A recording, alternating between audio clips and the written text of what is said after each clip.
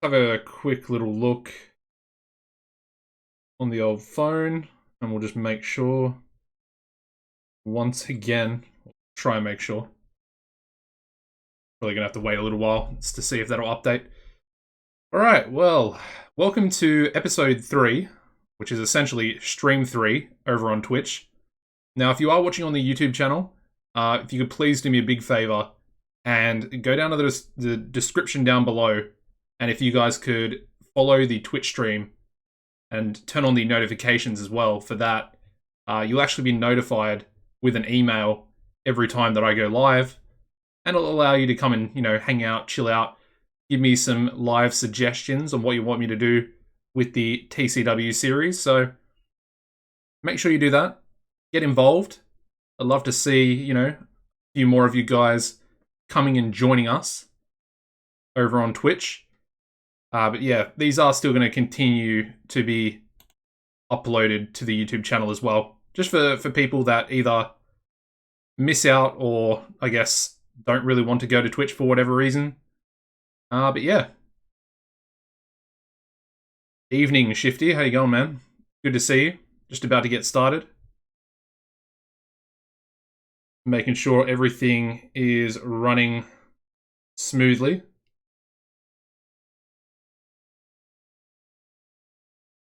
Gotta double check a couple of things and we'll get involved. With booking March, really. We're going to try and book the whole month again.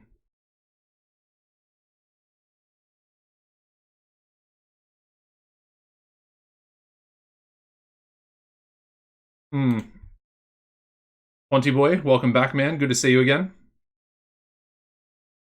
Very strange, but it says that I'm not actually live in the TEW 2020 list, which I find pretty strange. Okay, there we go. I guess it just needed to update itself. Nice.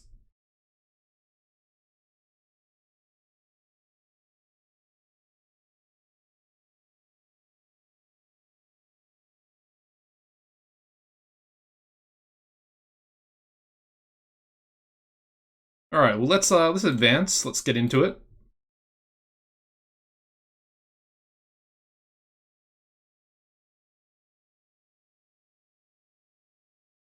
Now we are essentially going to start a couple of new storylines as well. I think we're gonna do Joshua Taylor, and he's going to go at it with. Oh yeah, we're signing this guy as well, who is from. I completely forgot about this, but we did this right at the end of last stream. And this is Moriarty Schnell, and he is from. Well, he's currently in SWF's developmental, which is RIPW. And I really like the look of this guy. He's got really good star quality, sex appeal, and charisma there as well. His primary skills are relatively good for a 20-year-old. Buster Cappuccino, yeah. That's pretty funny, actually. But yeah, I like the look of this guy, especially for a 20-year-old, and we can steal him away, or we are literally about to steal him away from SWF. It's going to be pretty expensive, though. So what I've done is I've given him a $15,000 per month contract, but it's going to be for 10 years. And what that means is because it's ironclad, he literally can't ask for any pay rises. So it's gonna benefit us pretty well. And like I said, looking at him and his stats and the possible progression for him. Okay, so we have to wait 27 days. That's fine. And then, ooh, what's happened here?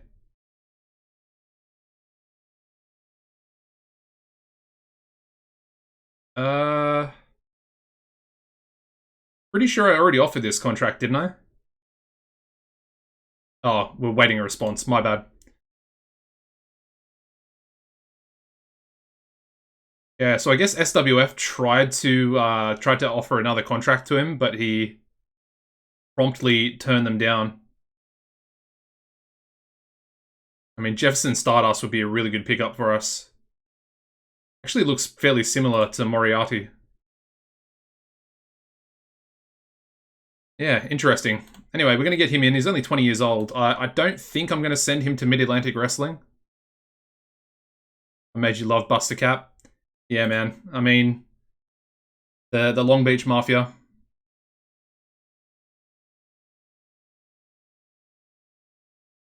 Bringing guys Sono to team with Yuri Yoshihara. I think at the moment we've got these other guys that have come in, like this guy Goya, and where is he?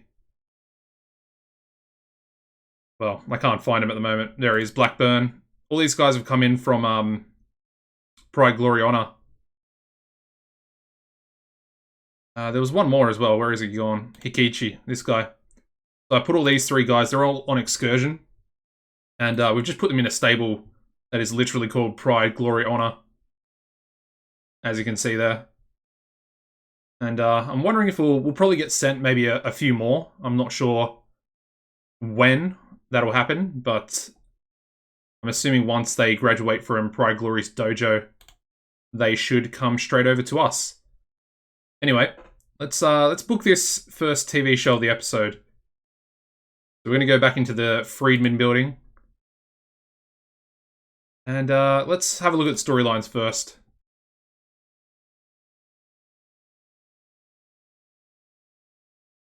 That's a lawsuit. Why? Because of the stable name? Well, we essentially have a partnership with Pride Glory. So I think they might let us use that name. Especially to represent, their own guys coming over.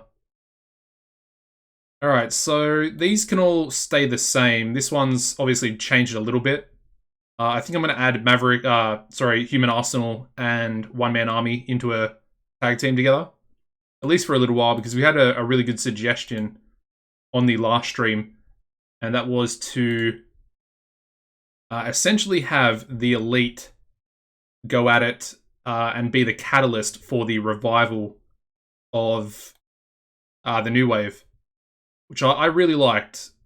And the Elite can essentially say that they're kind of like the best tag team around today, if that makes sense. And obviously that's not exactly true when you have to consider the New Wave. So that one's going to stay. We did actually end a storyline. This one is going to continue. However, we're going to add a worker and then we're going to alter it as well because we did have... Ooh, there he is. Where is he? Huh. Oh, okay. Yeah, I guess we didn't end this storyline.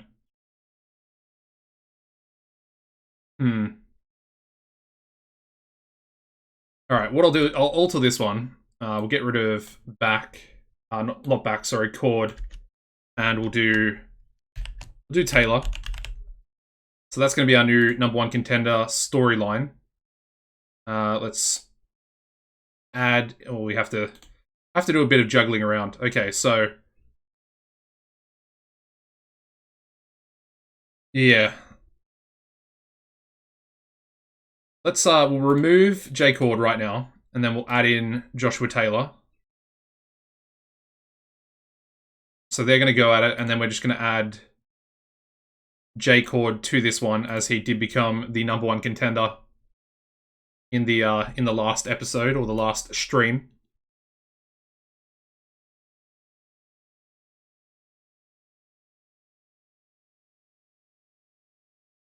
All right. So with that said, these three are going to go at it at the next pay-per-view, which is Battleground 3. And I'm kind of liking the look of that. So I don't really understand why this is not working properly. You hate Aaron Andrews and Dave Diamond? I don't mind Aaron Andrews, but I'm not a big fan of Dave Diamond, especially with his age now. He's very old and his stamina is just really bad, to be honest. Like, he can't even put on 12-minute matches. And that's really not going to help us. All right. So they're sorted out. I guess we can. I think we'll go with this one again. This storyline here. And I'm not sure. I don't particularly want to take the titles off the behemoths, but I feel like we're probably going to need to at some stage, which I find. Well, we're obviously going to have to do that at some stage, but I'd rather it be later. So I think we're gonna go with a pretty big main event here, with like all of our main event guys. So it's gonna be Aaron Andrews and Sammy back, and they're gonna be taking on Jay Cord and our new world heavyweight champion, Wolf Hawkins. So we'll give that 20 minutes. But there's going to be a little bit of involvement, a little bit of shenanigans going on. So Wolf is going to pin Sammy, but Sammy is going to lose as a result. Chris Flynn's new render is absolutely awesome. Only if they could do it for Scythe. I mean, they could have just used the. Well, I haven't actually looked at Scythe. I'll check him out, but the render that I used on my 2016 Road to Glory, that's just a really good render, man. It's like a solid representation of what Scythe probably should look like. So it's going to be a tainted win. And we're going to have interference onto Sammy back by Joshua Taylor, which again is going to... It's going to kick off this storyline here, so...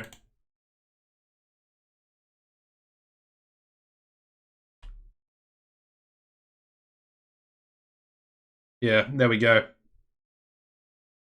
And that's essentially going to leave these other three guys to fight it out for the title in a triple threat. Scythe retired Skull. Wow. Yeah, I haven't really checked out Scythe at all. I haven't really checked out anything to do with the SWF, really. Not really that interested in the SWF. Alright, so with the main event booked, we do want to do an angle. So I want to do Wolf Hawkins. And he's going to cut his angle onto Aaron Andrews. They can both go... They can go at it, back and forth, as you'd expect. Which is going to advance that storyline. And then, I think after the match, we'll have Jay Cord cut his angle onto both Wolf and Aaron Andrews. He can get some success in that storyline. They're not going to be rated on anything because they're going to be on screen, but they're not going to be talking. So,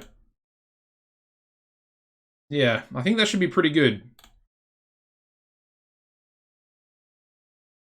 I just really want to get this this triple threat world title match sorted out, and you know, to start booking it properly, especially from day one. And then we've also got the whole 64 herd that I don't. Yeah.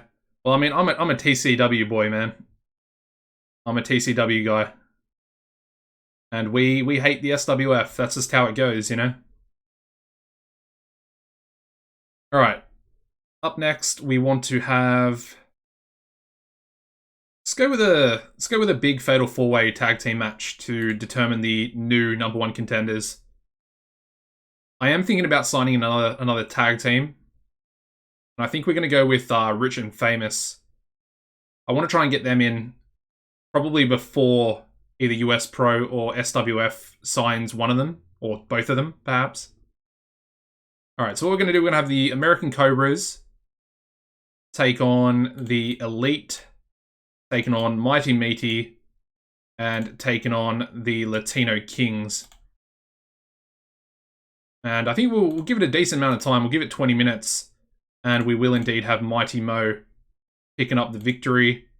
And I guess Hector Galindo can take the loss in that one. We are going to have to script it, though. It's a little bit unfortunate, but that's Hector Galindo for you. Alright, so there's our #1 contenders match for the World Tag Titles. I think that looks pretty good. We might even do a Let's do a Mighty Meaty promo as well. So Mighty Mo on Entertainment. And then let's go Tanner the Mighty on Menace. Just so we can not script Mighty Mo.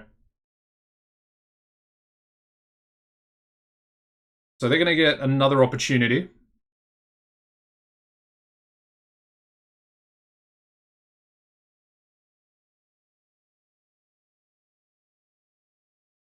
Okay. What do we have next? So I guess I want to just give Joshua Taylor a match. Doesn't really matter who he versus. I guess Bart Biggins could be... Actually, let's go like Dean Daniels. Someone that's really not that important. And just a pretty straightforward victory. Obviously, Taylor at this stage doesn't really have anything to do. This is obviously he's getting involved with Sammy back, so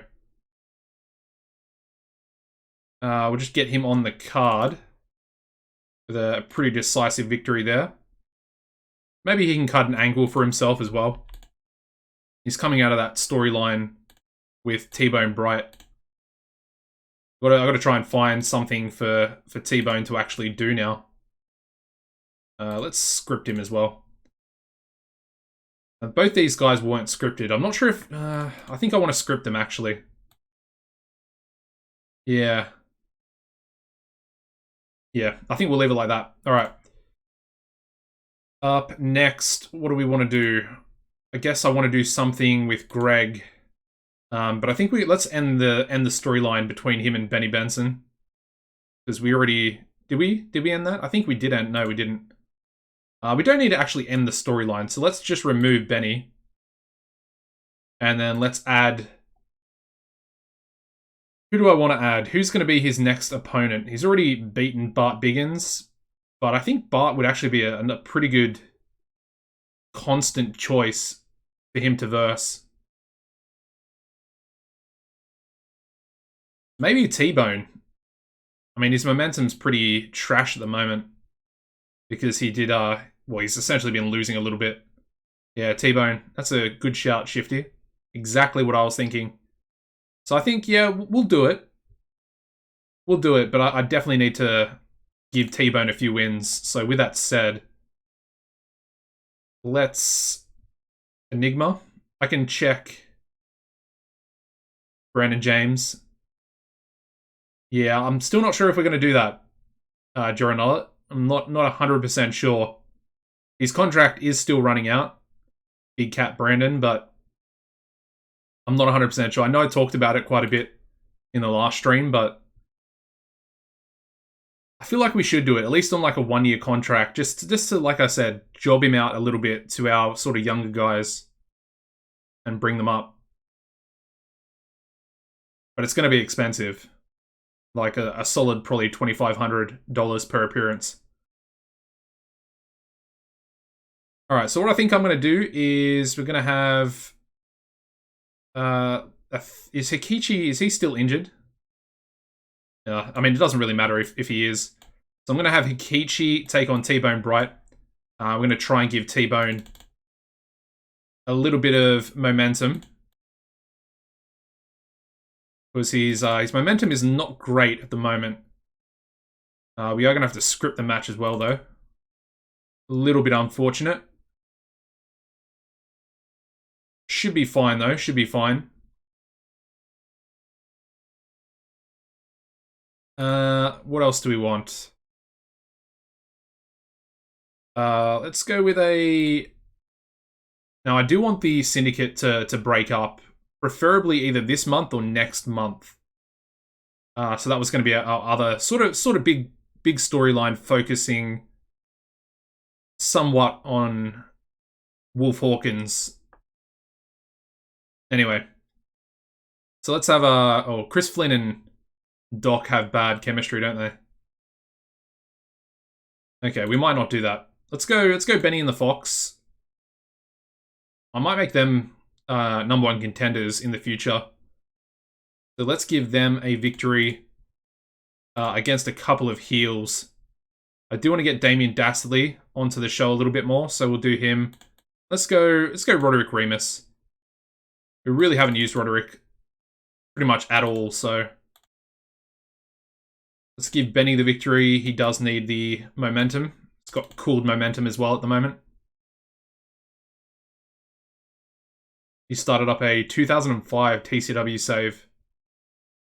Has some funny things going on. I can imagine it would have some interesting things.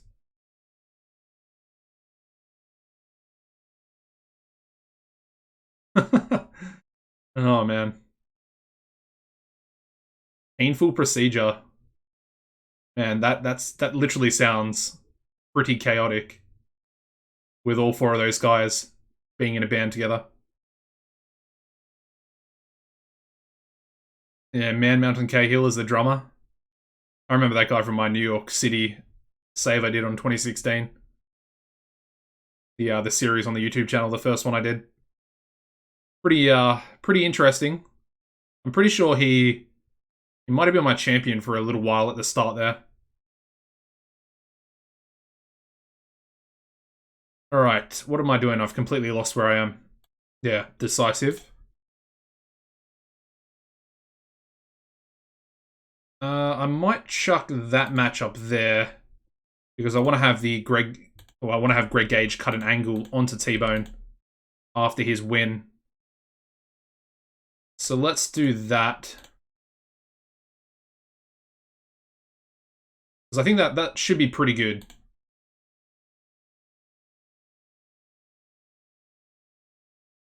And we'll chuck that after his match. These guys don't particularly need an angle, but we do need to do one more match. Let's have One Man Army take on Nick Booth. Do I want to do that? Yes, I think I do.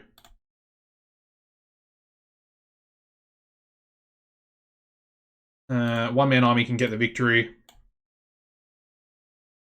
We'll make it decisive. We'll make it a wild brawl as well. And then at ringside, I want to have Finley O'Faraday. Okay. Nice. Alright, we can do one more angle, so I might do a Finley angle. Let's see what Finley's got. So Finley on one man army. I'll go entertainment for it because I think he might be a little bit better at entertainment, or at least I'm kind of hoping that he will be. And that can advance that storyline. And I want to have, I guess, Oxford. The best road agent we can have sorting that out would be for the best, essentially. What else? So we need a storytelling match. And all these guys are being used too much. As well as the referee. Alright. Alright, let's lower this down to 14. Still probably going to be too much. Might have to go down to 12. Let's go down to 12. I mean, they're literally still being used too much. Okay. It's gonna have to be a 10-minute match, and then I mean, they're all still slightly being overused, but I don't really care because I have to do that match, or I really want to do that match more than anything. I guess we can actually make that the storytelling match itself as well. Alright. Pre-show. What do I want to do on the pre-show? I kind of want to give Mark speed. I want to bring Mark's speed up a little bit. And he's irritated and he's got cool momentum at the moment as well. Yeah, so Dead Man Walking, they're going to come in for sure. Because, you know, absolutely love Mobstar. And then we're also going to get Rich and Famous as well. I think they're both heel tag teams, so I'm a little bit worried about that, but I think we should be fine. Because, like I said, we are eventually going to split up Killer Shark and Titan, so the Behemoths will be no more in relation to our sort of tag team scene. Once we decide to push Killer Shark. I mean, if you look at his popularity, he's already super, super over, which is pretty crazy to consider.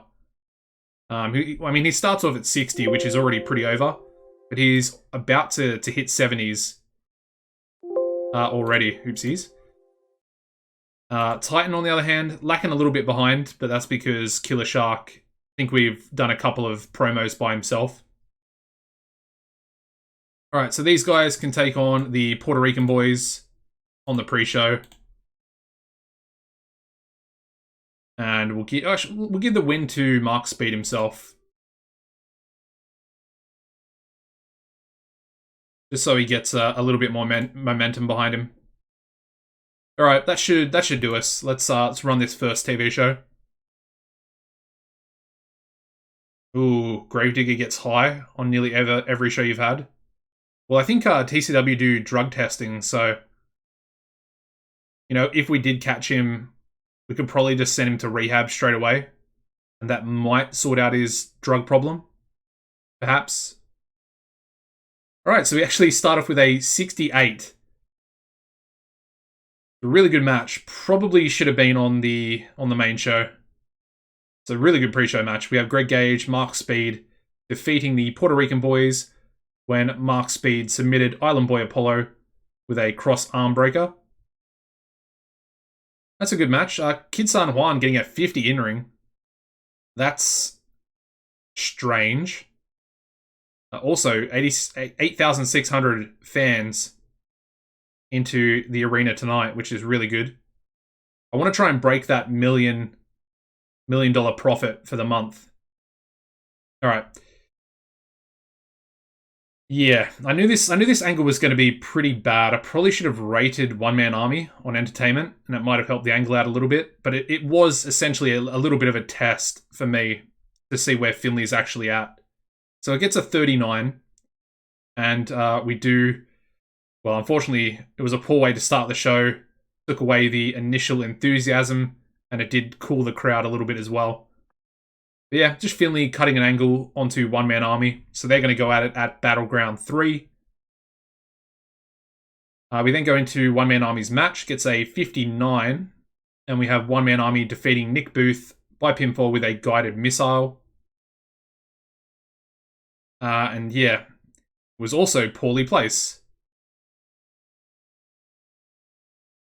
Yeah, I do really like Mark Speed. I feel like he does have a lot of upside. He didn't really progress too much, though, which is, you know, a little bit unfortunate. I was hoping that he might, you know, be one of the top guys for TCW. But he's still kind of around the mid-card level. So I guess, hopefully it'll be another goal of mine to try and push him up there. Anyway, a 59 is pretty good, considering Nick Booth is... he's not very over. Alright, we then go into a 56, where we have T-Bone Bright defeating Nobuyo Hikichi by pinfall with a power slam.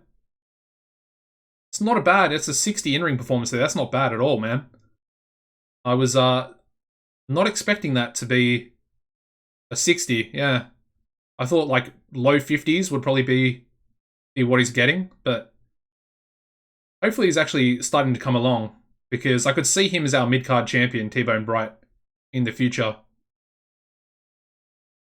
Alright, so we then go into a 63 rated angle where we have Greg Gage come out and cut an angle onto T-Bone, which is essentially starting their feud together for the television title. 63 is not bad. Again, Greg is probably more in-ring than promo. American Cobras don't have written deals. The American Cobras are already here, if that's what you're talking about. And I did give them exclusive written contracts. They're in the Fatal 4-Way match. Alright, we then go into a 65 where we have Benny and the Fox defeating Damien Dastardly and Roderick Remus in 12 minutes, when Benny Benson pinned Damien with a shockwave from Next Year. And yeah, 65 is a pretty solid tag team match. Well, a solid rating for a tag team match anyway. And yeah, 51 there for Damien, so he's not doing too badly. Probe, how you going, man? Good to see you. All right, moving into a 77 rated angle from Joshua Taylor. And of course, he's got some, he's got a little bit of devious things to get up to in the main event tonight. But yeah, 77, that seems like it's a lot better than what he was getting before. Like last stream. I feel like he was getting high 60s, but not really anything too special. But that seems a lot better. His match gets a 61, but unfortunately they have negative chemistry together. They don't seem to click. And we do have Joshua Taylor defeating Dean Daniels by submission with a butterfly lock. Just a bit of a, a tune-up match for Taylor there, as he's going to get involved in the number one contenders storyline for the world title. All right, we then go into a 76 for Mighty Meaty. Of course, they are essentially the favorites going into this Fatal 4-Way tag team match for the number one contendership. 76 is solid though. The Fatal 4-Way match, or Fatal 4-Way tag, gets a 63, which is actually pretty good, considering two of the teams involved really don't have much overness. They're not very popular, the American Cobras and the Latino Kings as well. But yeah, we do have Mighty Meaty defeating the American Cobras, the Elite, and the Latino Kings. The order of elimination was Latino Kings first, then the Cobras, and finally the Elite. Which is actually perfect. It's kind of the way you'd want it to be. Yeah, nice. All right. 63. I think that's pretty good. Okay, we then go into an 82 for our angle between Wolf Hawkins and Aaron Andrews. And of course, these two guys, basically, the promo between them would essentially go something like Wolf, taking the title away. And he essentially did it without the help of the Syndicate, which was, Aaron Andrews' main concern, which is why the match was held in a steel cage. And yeah, Wolf did it without him, so, he pretty much puts over the fact that he doesn't need help from anyone, especially the Syndicate. And he proved that by taking the title away from Aaron. Promo could have been a little bit better. 82 is not anything special, especially for these guys. We then go into the main event, which gets an 84, so it's a pretty high-rated match. I'm happy with that. And we have Jay Cord and Wolf Hawkins defeating Aaron Andrews and Sammy back in 20 minutes, 28 seconds, when Wolf Hawkins pinned Sammy with a full moon rising, following interference from Joshua Taylor. Yeah, Sammy only getting a 73 in-ring performance. That's got me a little bit worried. Maybe he is actually in time decline. I'm hoping he's not, because he's a pretty important part of our top end, our main event scene. And I was considering making him the next challenger for the world title. Yikes. Okay. And then finally, we have our last angle on the show, which is Jay Cord basically putting over the fact that he is the number one contender and that Wolf Hawkins and Aaron Andrews can expect to see him a lot more around, because he's going to get involved in, he's going to get involved in their matches. He's going to be at ringside. He's going to just do everything that he can to get inside the head of the champion and the former champion / challenger as well, I guess. He's essentially using his rematch clause at Battleground 3. But yeah, 86 is a pretty good way to finish off the show. I think that's our highest rating on the show as well. Yeah, not too bad. All right, so we get a 79 for the overall rating, which I think is good enough only to increase our popularity in Canada, because our popularity across the US is 75, and obviously that's pretty close to a 79. So, that's fine. Obviously, the pay-per-views is probably where we're going to try and increase our popularity. Unless we start putting on really, really good, TV shows each and every week. Josh Taylor looks very similar to John Greed. He does, yeah, he does actually look pretty similar. Who's Josh Thompson? Okay. I didn't read. Oh my, he's got 100 star quality? Was he this good on 2016? Hold on, let me read his bio for a second.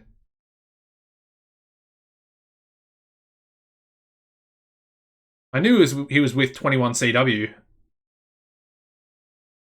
Okay, so returned home with a big money contract. Okay, well. Yeah, that's unexpected. Did he have 100 star quality back in 2016? I feel like he didn't. Maybe I never really checked him out properly, but yeah, I don't know. I kind of feel like he didn't. Anyway, we get a 2.98 TV rating, 2.2 million viewers. I guess this is probably just an old email as well. Should probably delete all of them. There we go. Okay, so he hits the small screen for a popular TV show. He was always underutilized. Okay. Interesting. Oh yeah, one other thing I wanted to look at was the broadcasters. And WrestleWorld. Okay, so New York City Wrestling and Pittsburgh Steel both getting on that deal with WrestleWorld. Very small in the US and Canada. I mean, that kind of makes, these regional companies pretty, I don't want to say easy to book, but having a deal like this with that type of coverage is pretty massive. That's definitely going to help out like a road to glory. Yeah, very interesting. So Floyd Goldworthy, did I want to re-sign him? Literally the last day I can offer him a new contract before he leaves. I mean, honestly, I don't think we really need him. He does have really good overness, though. I'm just not too sure. Yeah, Gideon. I saw that on my BCG series. He's with SciShow, isn't he? Gideon Kato. Pretty boy gimmick for Moriarty Schnell with the Schnell shock finisher.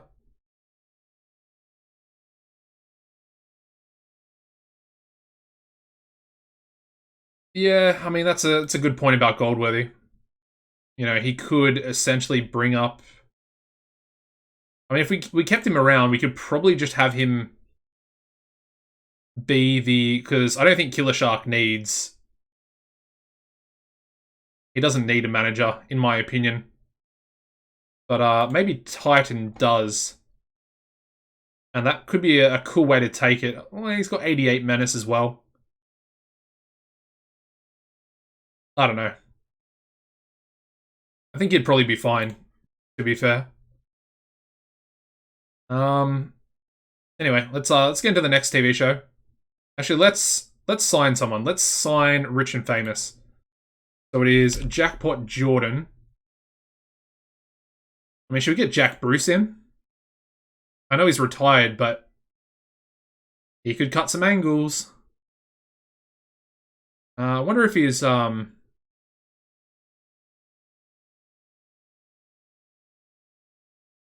Oh, never mind. We're too small for him. I will shortlist him though. I think that's a good idea. Anyway, Jackpot Jordan. Let's get him in. As you can see, he's got really good psychology. Pretty good on the microphone. Pretty good on the mic. But definitely a solid enough tag team with both of them.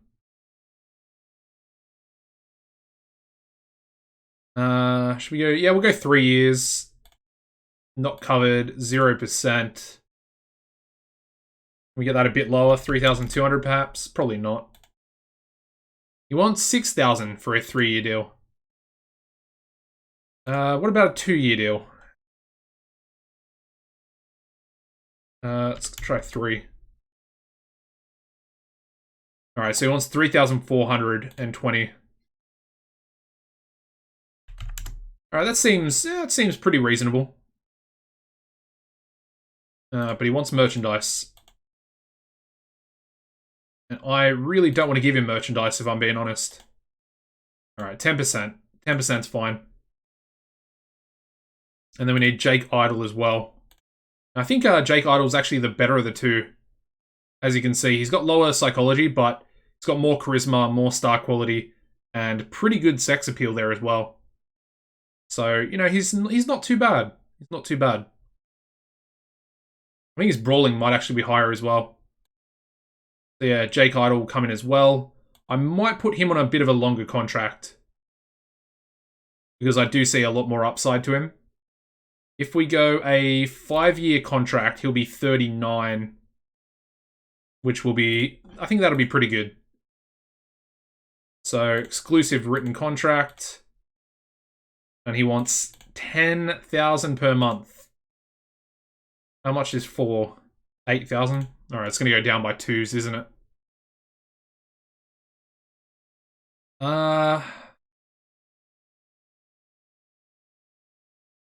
I think I'm happy with 4 years, so 8,000 per month.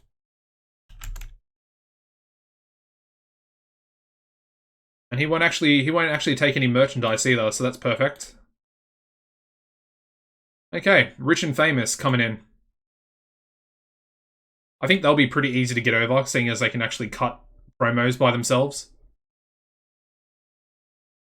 And they're probably going to be pretty far ahead in regards to the heel tag teams in our pecking order. I mean, we could essentially put them straight into a storyline with, ooh, Mikey Lau. Ooh, Mikey Lau. I think I want to try and sign Mikey Lau. This is going to be expensive, though. 92 star quality, 91 basics, 77 brawling, 81 flashiness.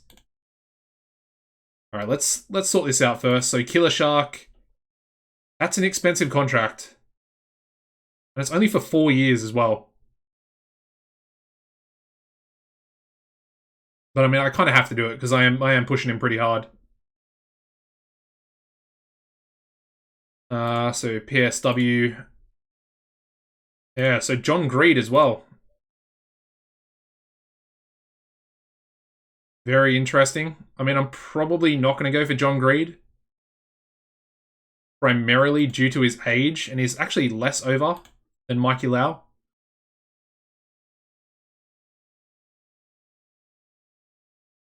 And as you can see, he's got a lot more upside. He's a lot better in the ring, and then he's got a little bit more star quality.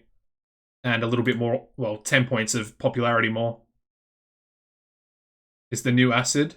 I haven't checked out the new Acid yet. But yeah, Mikey the Dragon Lau. How much? Okay, that actually doesn't look too bad. I mean, considering we just gave Killer Shark, what, 43,000? That seems relatively fine. And Mikey, he's a face, isn't he? Do I want it? I don't think I need an Ironclad contract. Not for Mikey, anyway. Because he's going to be expensive no matter what. So let's, we'll try and get him on a 5-year contract. No travel. We'll put that to 0. Alright, so he wants 54,500. What do we think about Mikey Lau? Yes or no? He would essentially be probably our best wrestler in the ring.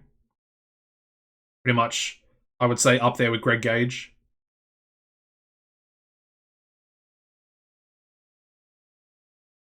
53,000 is a lot of money, though.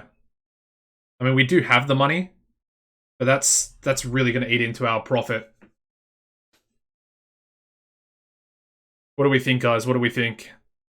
Yay or nay?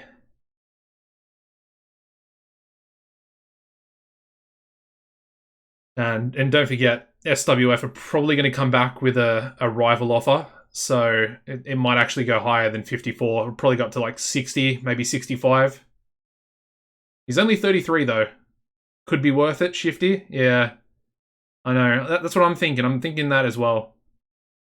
And we need like another main event face. And I feel like there's a few things we could do with Mikey Lau. We could actually give him the dragon gimmick, where he like paints his face as a dragon. Probably wouldn't get in a bidding war for him.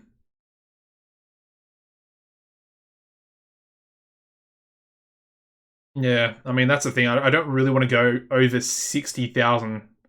But I'm expecting it would probably go up to like 65, 70. Which I think would be pretty detrimental to us. Because we do need to be making that profit. Maybe give him a hiring veto if you really want him.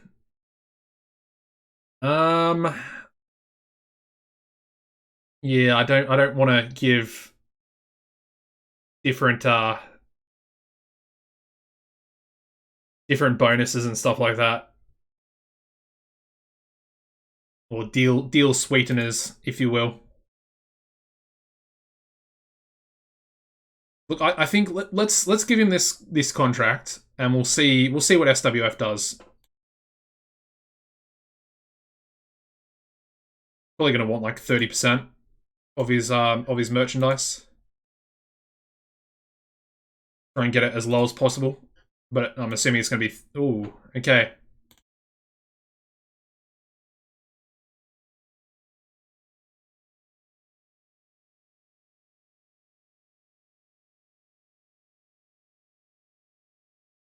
I guess I'll have to give him Ironclad Claws.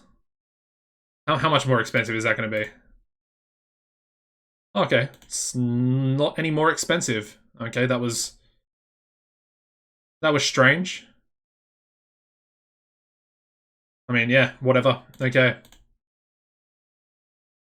Let's see what SWF does, because that is probably one of their biggest up and coming stars as well, being Mikey Lau. So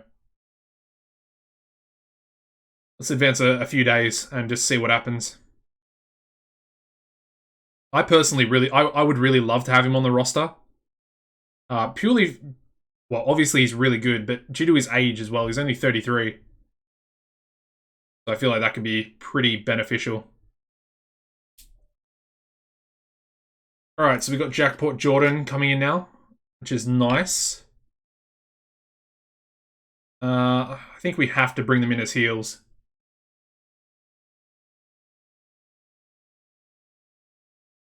Ooh, there we go, Jefferson Stardust. I was talking about him at the start of the stream. Alright, what is the rival? Okay, well, SWF have just blown us out of the water. Over 70,000 with a $35,000 bonus as well.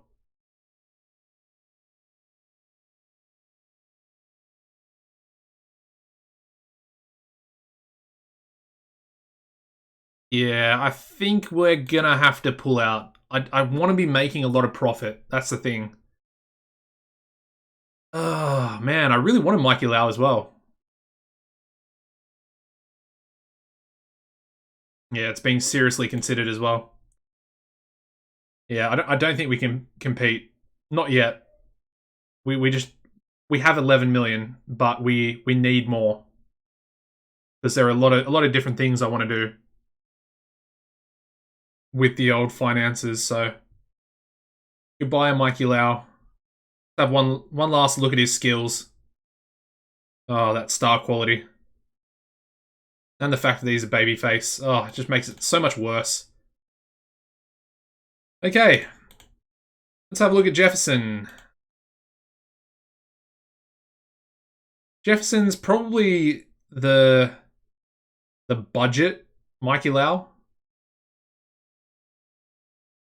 He's like a little bit worse, sort of in every way. Probably except for his entertainment skills.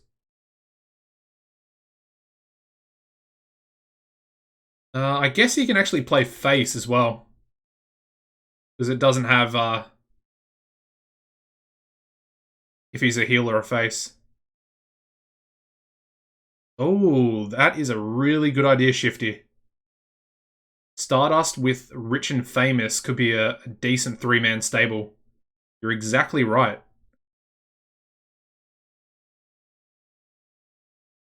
Yeah, I mean that kind of that makes me want to sign him. It's going to be a lot cheaper, but I'm assuming SWF will again. They don't want to lose their stars. Soft drug problems.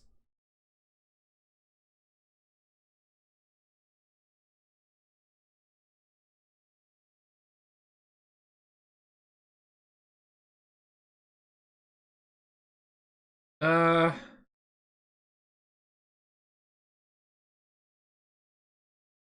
I think he should be fine. Yeah. Let's offer a contract anyway, and we'll see what SWF does. So we'll try and get another 5-year contract because I want to go pretty long. I want to go pretty long with these guys.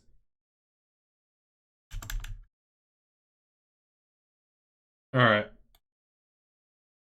All right, so he wants 42,800. And he wants higher merchandise. I'm assuming he probably wants 30% as well. Okay.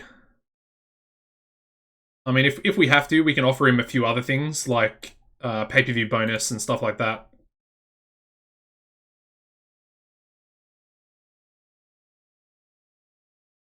Yeah. Social media, not drug problems. But I think the social media thing can also have some negative effects as well. Probably similar to Seth Rollins in real life with his Twitter habits.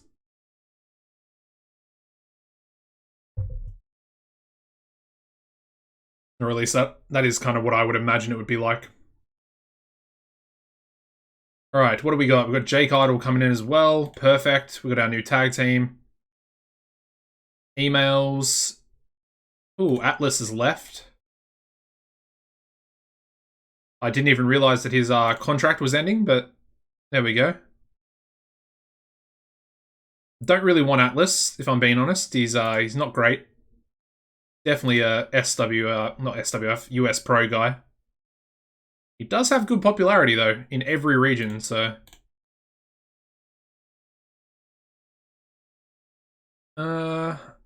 Wait, have they updated it again? They just gave him even more money. That's so strange. That's SWF in a nutshell right there. All right, come on, Jefferson. Please don't be too bad. Don't be too bad. Damn, 55,000. All right, I want to go to 60, and I don't want to go any higher than 60, if I'm being honest. So let's go 60. We'll give him a 20% pay-per-view bonus. Give him a, I guess, $25,000 signing bonus as well. Because I would really like to do what Shifty said and put him into a stable with Rich and Famous.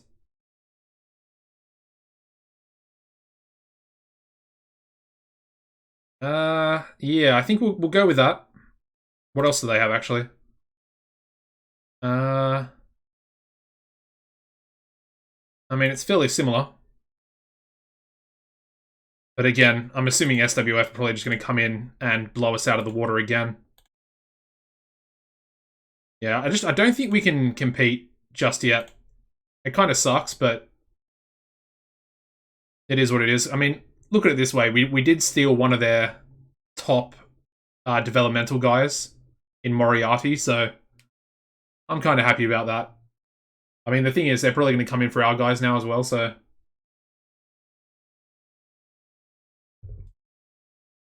At least I'm getting in early and trying to mess with their guys as well.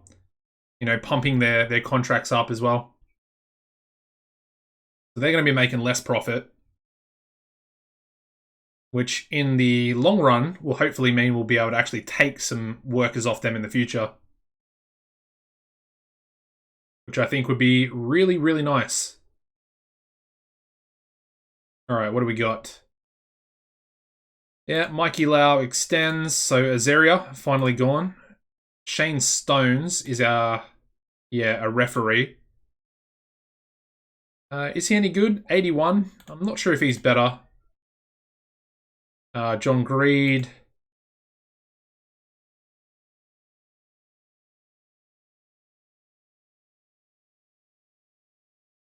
Alright, so they've only gone to 58,000, so we're actually still ahead on the amount per week. However, they've given him a much bigger signing bonus. What I think I might do, let's give him 35% merchandise. Let's give, how much do they give him? They're giving him a lot, eh? Ooh. Yes, let's go big. Go big or go home. This is gonna be our last offer. So we'll give him 60,000 signing bonus. But I'm not sure if I want to... Do I want to do events and A shows? We're never going to have a B show, so it kind of makes sense. He's only ever going to be on events and A shows because we're never going to have a show that is not an event or an A show. So yeah, that seems pretty good.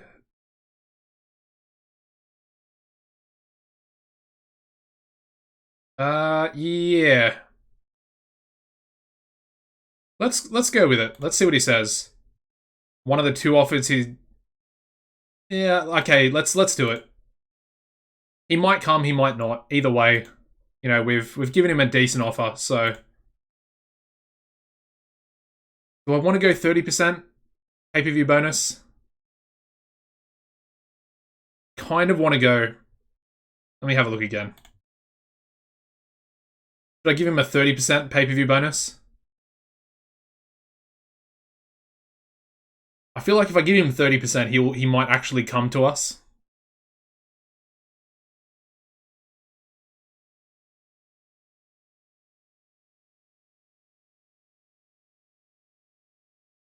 He's only 32 as well.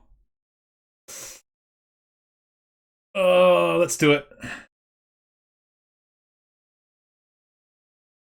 Alright. I did it. 30% pay-per-view bonus. Let's just do it. Okay, so... We need to sort out our announcers again. Alright, so let's... Okay, so they have very low experience together, so that actually kind of worked. Putting Lee Bambino in there. So let's get commentators, Lee Bambino, and then let's chuck in Max Smith as well. Max Smith and Jasmine. So yeah, it actually worked. They have low experience together now. Perfect. And of course, Max Smith is an Aussie, hence why he's here.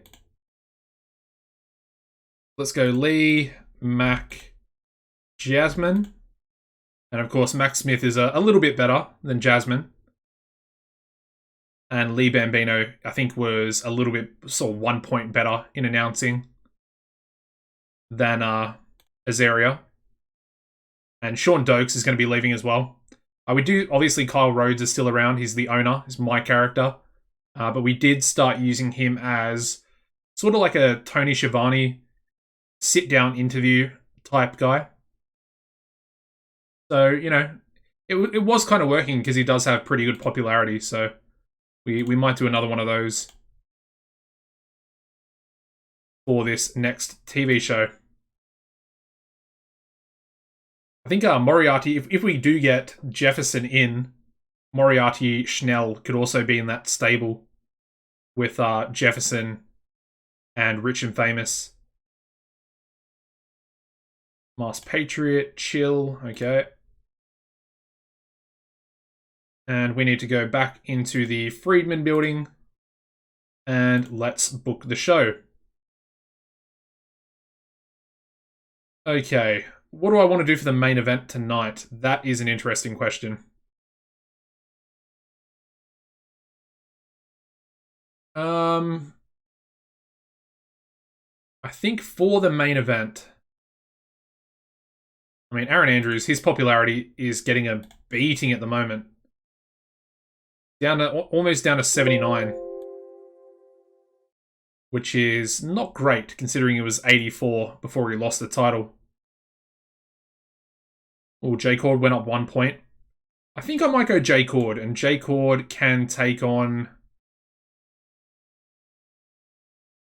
I'm not sure who we can take on, actually. That's a good question. Maybe Mighty Mo? Let's do that for our main event. It's kind of a test. They're both the next generation, if you will. And obviously, I mean, J-Cord's obviously going to win. And I think what we're going to have after the match is like a bit of a breakdown just with everyone coming out. So all the storylines are going to start to blend together a little bit. So we'll have... So J-Cord. This is going to be a fighting angle. So J-Cord, Mighty Mo. And then we're going to have Aaron Andrews, Wolf Hawkins. And then we're going to have Killer Shark, Titan...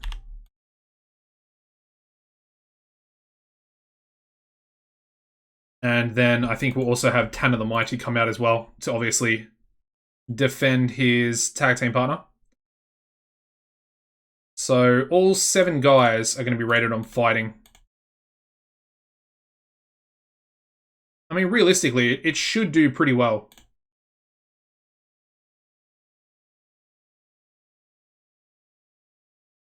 And that can actually advance both storylines. So that one and Where's the Beef? Perfect. So that'll go after the match. Before the match, I want to have J-Cord cutting an angle for himself. Which is fine. Then what else do I want to do? Let's have a tag match with...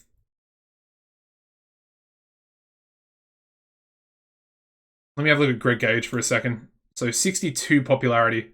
All right, let's go Greg Gage and Joshua Taylor. And they're going to take on Sammy Back and T-Bone. And of course, T-Bone and Josh have a bit of a history now together as well. I think, yeah, we'll go 20 minutes for this one as well. It's also going to be a pretty good match. And we will have Sammy Back getting the pinfall onto Greg. So Greg's going to lose. Sammy's going to win. Don't really want to give Greg the loss. But it's going to work in this scenario anyway. And he will get his revenge at some stage. And we can't call the match, okay? Gotta love T-Bone Bright and his psychology. Pretty frustrating. What's the logic with booking an arena that holds 100,000 people? This holds 10,000, if that's what you're talking about.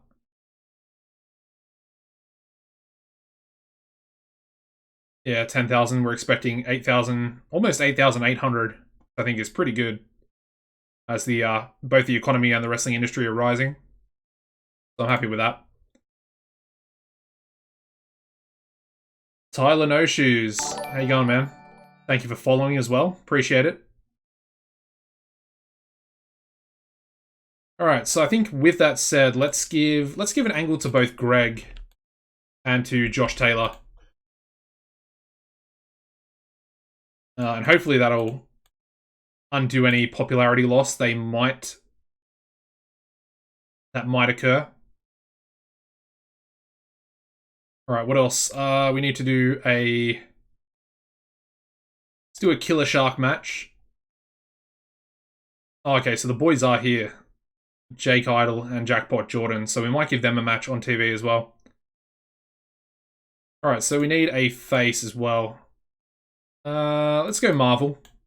Marvel can be beaten by Killer Shark. I mean, we'll make it open. It's not going to be a domination, but, you know, it's going to be decisive for Killer Shark, that's for sure. Let's have Joel be the road agent for that one as well. Caught it at a glimpse, yeah. The weird thing is, like, a lot of these, like, the locations, like, they're 75,000 capacity, but I don't really understand having locations and not having arenas. Killer Shark for champ, or we riot. Well, he's going to be the champ fairly soon. Alright, so I think we'll give him a menace angle as well. By himself. That's kind of where he flourishes without Titan dragging him down. Don't worry, Sabotaged. He's going to be the champ one day. Don't get me wrong. If we look at his popularity, I'll show you his pop. He's doing pretty well. He's up to 69s. And I think he started at 60s. Yeah, so he started at 60. So he's getting over. He's, I would say, upper mid card at the moment. But he will eventually lose the titles down the line. Still not sure who I want to take the titles off them. I do have kind of a plan, but it does revolve around a lot of other things happening as well. Alright, moving on. What else do we need? We need a... Let's have Human Arsenal take on Maverick. I'm not sure if we've done that yet. Or if we did that last stream. Yeah, we didn't. Okay, perfect. And I think this can be our Wild Brawl as well. So we'll give Maverick the win. It'll be tainted, and we'll have Finley come in and run his interference, which will be nice.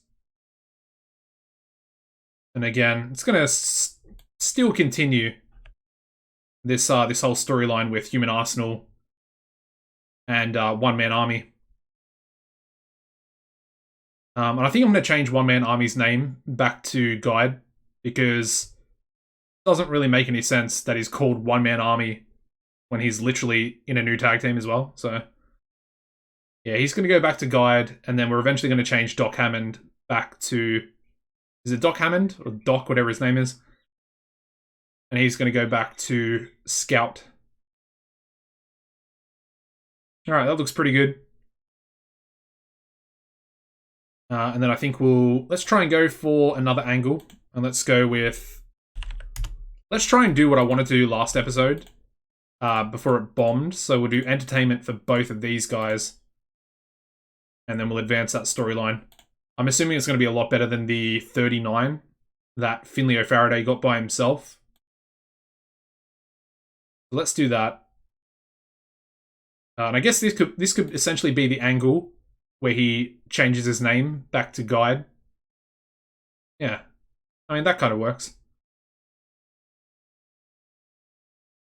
What else do we need to do something for, I guess, this storyline. We haven't really done anything for it yet. We haven't really done anything for Back and Taylor either. Lolo, thank you for the follow, man. I appreciate it. So yeah, I think let's do Ed Stone and Freddie Huggins. Of course, they're former tag team partners, so let's build towards that. I kind of want to just do a match to see how they go. Where's Freddie?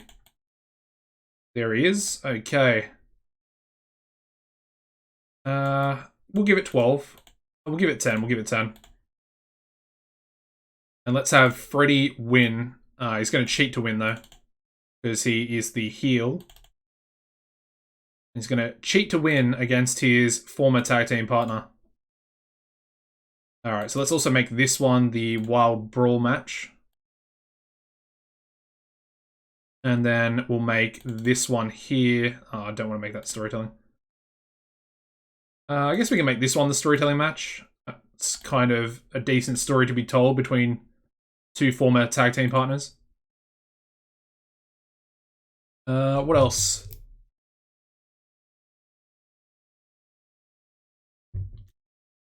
I think we could go... Well, we essentially need an angle, so maybe we go... Let's have a syndicate angle. So we'll go Wolf Hawkins with Doc. If I can find him. Okay, so his name is Doc Hammond. I thought I was correct.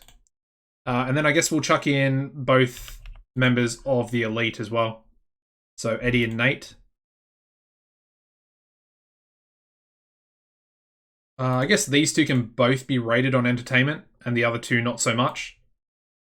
So Wolf's going to get a... Well, he's going to come out of this angle with some success, and he's going to essentially be putting the rest of the members down, and he's going to be saying, like, I didn't need you guys. You know, obviously I'm far superior to the rest of you. And I think that can advance that one as well. Does it advance that? I don't know. I don't actually know if it advances that one. Either way, doesn't matter. That's essentially what's going to happen with that. And then I guess we'll have a trios match as well, where we can have Doc and the Elite. And I guess they can take on... Yeah, let's go Benny and the Fox, and they can be joined by another face. I guess Danny?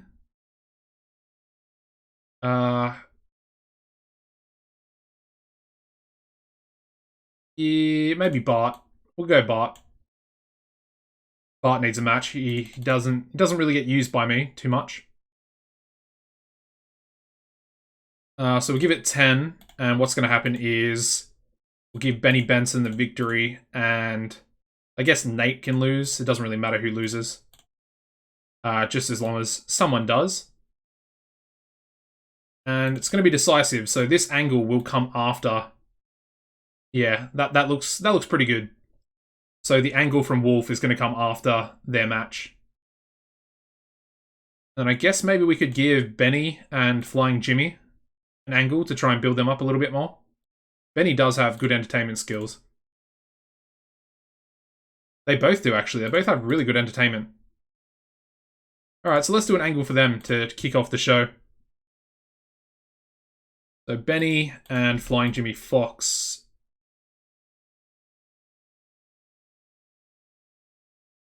Alright, nice. What's wrong? I guess we're over time, yeah. With that said, let's lower this one a little bit, I guess. How many minutes do we need? 3. Okay. 17-minute match. And then we also need to change road agents. So we'll go Joel Bryant and Hapstander. And there we go, problem solved. Alright, let's do a pre-show match here as well. Let's actually get Rich and Famous into a match. We haven't actually put them together as a team yet. Alright, here we go. So it is Jackpot first, and then Jake second. Rich and Famous, there we go, beautiful. I like it. Alright, so they're going to be in the pre-show. Rich and Famous, baby, there we go. And they can take on, I guess they can take on Resident Jobbers, the Puerto Rican boys. Eventually, Island Boy Apollo will get a singles push as well. But that probably won't happen for a while. So Jake, I think we kind of want Jake to be picking up the pinfalls. I mean, it doesn't exactly matter, but I think it's kind of more beneficial as he has more upside to him.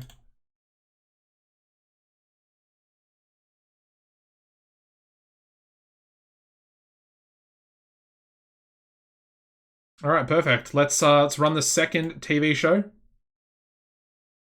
We start off with a 53, where we have Rich and Famous debuting on the pre-show, defeating the Puerto Rican boys when Jake Idol pinned Kid San Juan with a reality check. That's not a bad match between these two. I find that pretty interesting. Also, that's a low attendance. We were expecting 8,700. Man, okay. Oh, that's perfect. They have great chemistry when teaming together, and they get the tag team specialist bonus as well. I'm really happy I signed them. It was actually a comment on the first episode over on YouTube. Someone suggested that I sign them, so thank you to whoever commented that. Alright, we begin the show with a 54 for Benny and the Fox. Basically saying that they're gonna try and be challenging in the tag team division now. Just Benny, he was doing his singles thing against Greg, but obviously ended up losing 2 pretty big matches, and yeah, wants to focus back with Jimmy and get back on the same page. And they do just that with a 64 rated 6-man tag. We have Bart Biggins and Benny and the Fox defeating the Syndicate when Benny Benson pinned Nate Johnson with a shockwave from next year. Very nice. This is a solid rating. Yeah, Bart was actually the worst performer in that match. But he does have pretty chilly momentum, I think. Alright, we then go into the 81 rated angle with the Syndicate, and of course, Wolf is essentially going off at the other members. You know, Doc tries to go back at him a little bit, but, you know, it's Wolf Hawkins, and he's the leader. And he just reiterates the fact that he didn't even need them to win the World Championship, as they couldn't get involved in that steel cage match at the last pay-per-view. 81's pretty good. Alright, we then go into a 72 rated match. Very, very nice for Freddie Huggins. This is only a 10-minute match as well. Freddie Huggins defeating former tag team partner Ed Stone by pinfall while using the ropes for leverage. Cheating to win. He is the heel. It makes sense. And yeah, Freddie doing some dastardly things. Alright, we then go into a 50 rated angle, so definitely much better. And we definitely should have done the same angle, essentially, with One Man Army being rated on entertainment as well. Yeah, just again, continuing their storyline. And of course, One Man Army says he's going back to his former name, being Guide. We then go into their sort of impromptu tag team partners, I guess. Their match together. It's a 64 where we do have Maverick defeating Human Arsenal by pinfall with a Tiger Claw DDT following interference from Finley O'Faraday. So yeah, Maverick wins with Finley's help yet again. 64 is pretty good.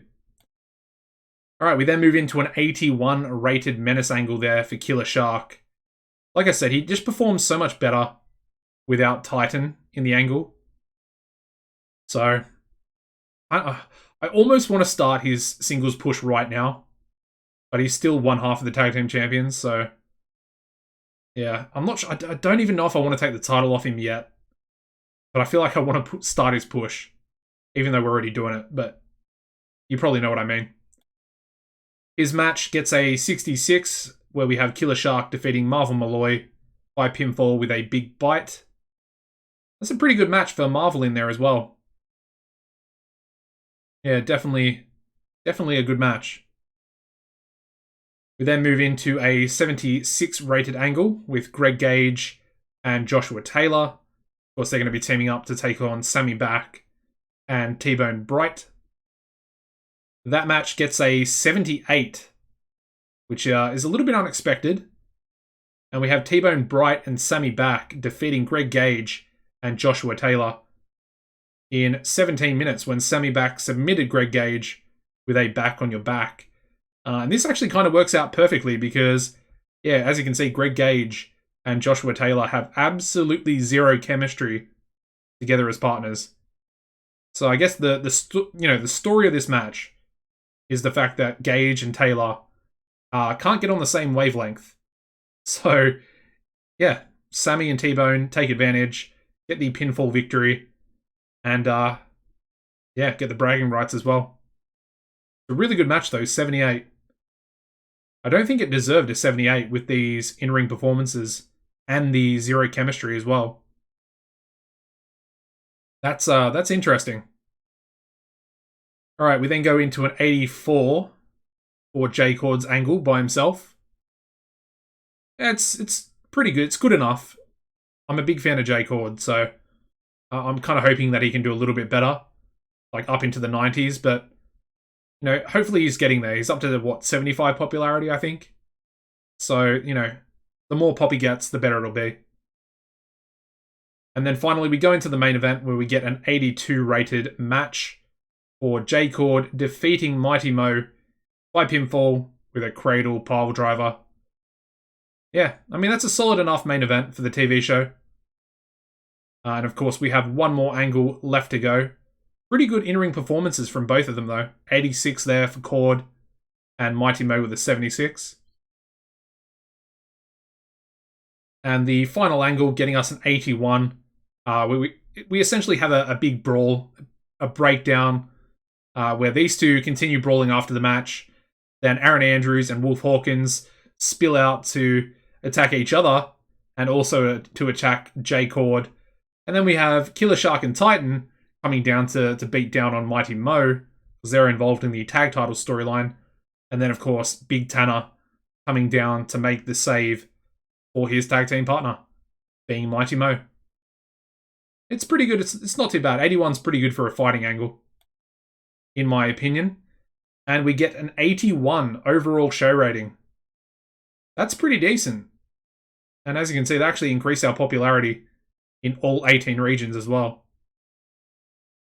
Yeah, I'm low-key happy about that, to be honest. Definitely good enough.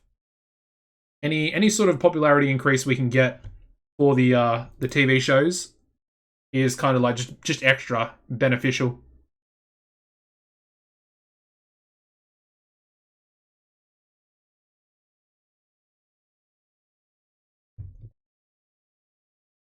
All right, so Floyd has left.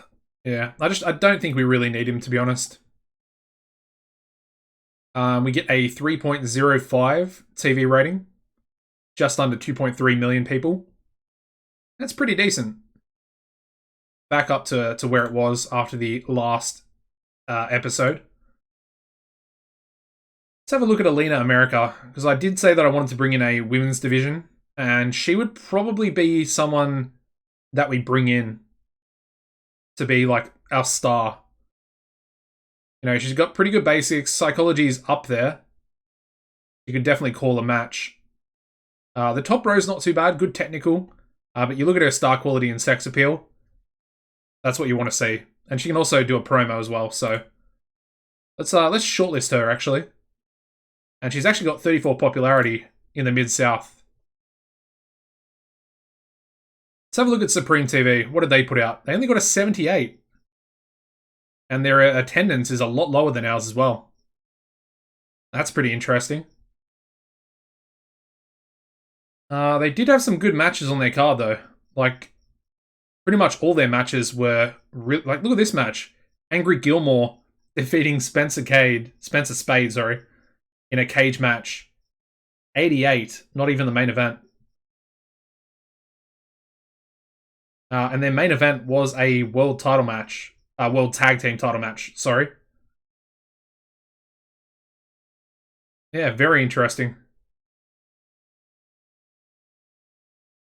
I don't really understand how they got a 78. I guess their angles were pretty average. Yeah, their angles are definitely letting them down. Whereas our angles are, I guess, benefiting us quite a lot with our ratings for the overall show. Okay, what do we want to do? Is there anything? Let's have a look at some popularity. I want to quickly look at J-Cord. Yeah, so he's up to 76. He's starting to get there. And how's Mo doing? Pretty bad. He's not doing good. He's actually up 1 point, so that's not too bad, but he started off on 67 and he's lost a little bit. Anyone else I want to look at? I guess Killer Shark. Oh, he's up to a couple of 70s. Nice. There we go. Perfect.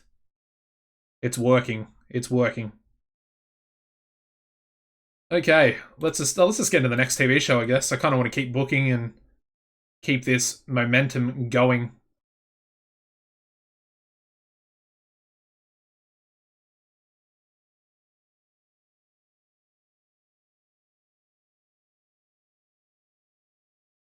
All right. I'm going to try and think of a main event that we can do.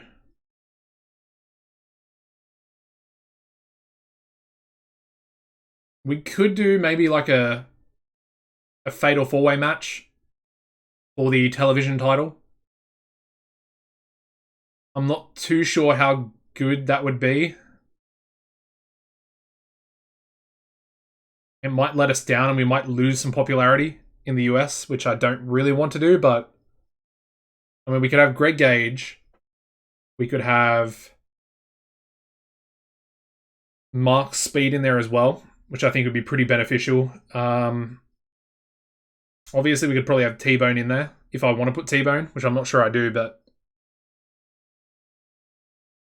Oh, here we go. First refusal. We got some dojo graduates as well. Nice. I wasn't expecting this. Here we go. Timothy Mitchell, who is pretty much essentially just a technical wrestler. Wow, with 17 psychology. He does have really good star quality and really good stamina and athleticism as well. Okay, I think we're going to sign this guy for sure. Send him down to Mid-Atlantic Wrestling.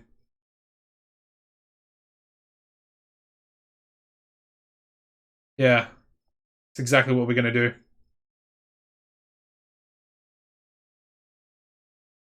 Oh, first refusal. Yeah. Um,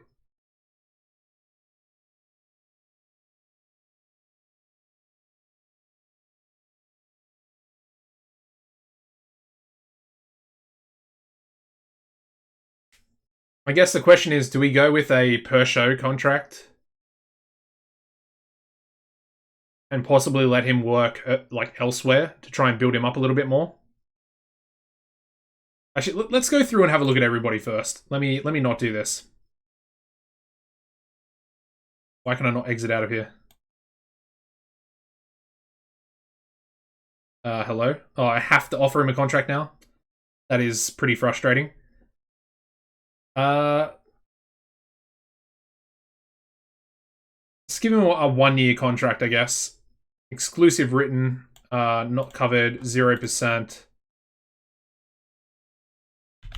And we'll go 1,700.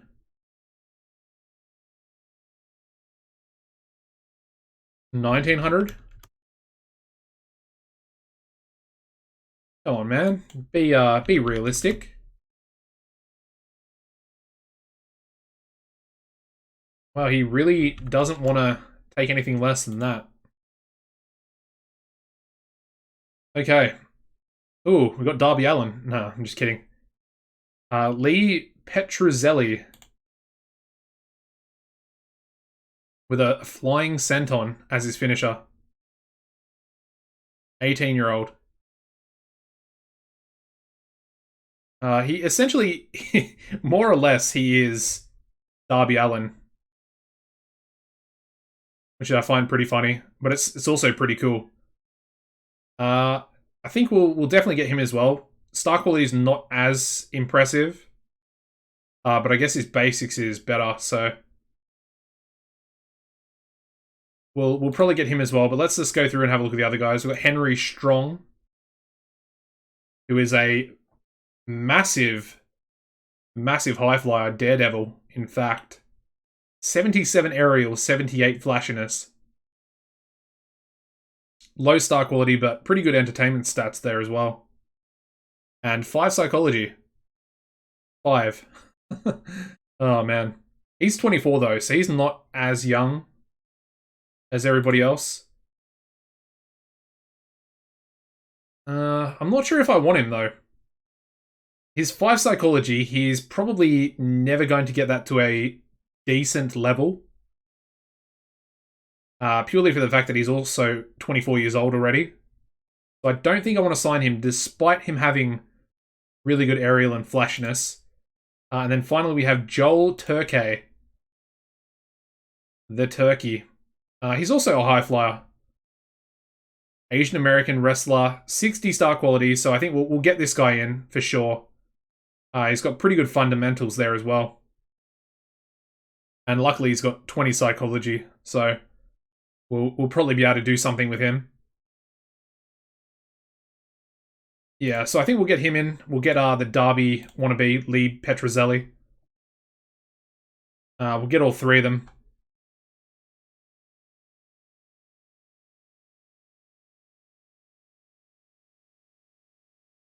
Jesus, okay. Get him on a 2-year contract. And then we'll get this guy on a 2-year contract as well. Exclusive written. Do I want him to be a face or a heel? Better as a baby face, okay. That works. And unfortunately for this guy, I think we'll decline him. Yeah, sorry bud, but I just didn't like his psychology. Anyway, we got Killer Cass, who has a new render that I haven't seen before, and that is intimidating. Now, do I want to sign her? I'm not sure if we want to start the women's division yet. I mean, we could, but just not sure. Like, I mean, they're not actually renegotiating her contract, so I mean, we could potentially sign her up whenever we want to. Oh no, he extended. Oh, screw you, Jefferson. That sucks, man. I really kind of wanted him. That's why I gave him that little extra 30% bonus. Damn it. Okay, well, yeah, I suppose there's nothing I can do. We've got Drake Young, who has really good entertainment stats. But he's a comedy wrestler. I don't really want any comedy wrestlers, if I'm being honest. Yeah, okay, well, that sucks. That really does suck about Jefferson Stardust.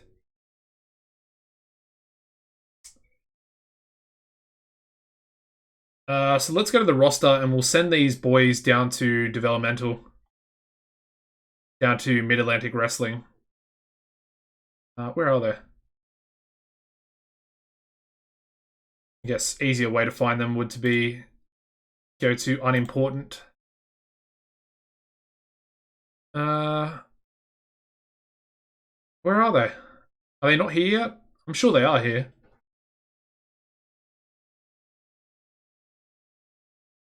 Oh, to be decided. There we go. Alright, let's send them all to Mid-Atlantic Wrestling. Lee Petrozelli. Anyone have a cool name for Lee Petrozelli?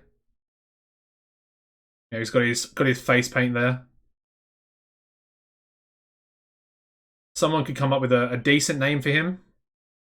I'll definitely change his name for you. If anyone has any ideas. And yeah, Timothy Mitchell. Oh. Okay. They don't want any more developmental guys. He really needs to go down to developmental though. So how do we bring people up? Developmental. Alright, who do we want to bring up? Let's bring someone up. I mean, we could probably just bring Felipe back up. Because he is probably good enough to be on our roster. He definitely is good enough. Let's just bring him up. Easily marketable. Interesting.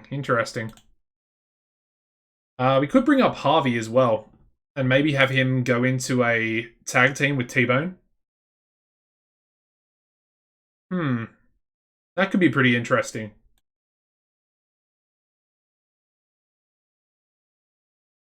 What about Joey Philly? I mean, he still needs a lot of work. I guess let's bring Felipe up. Does he have any titles? No, he doesn't. Okay. There we go. Recalled him, and then let's chuck the other guy. Timothy can go back down. Perfect. All right. So Felipe is going to be around now. Doesn't have a gimmick.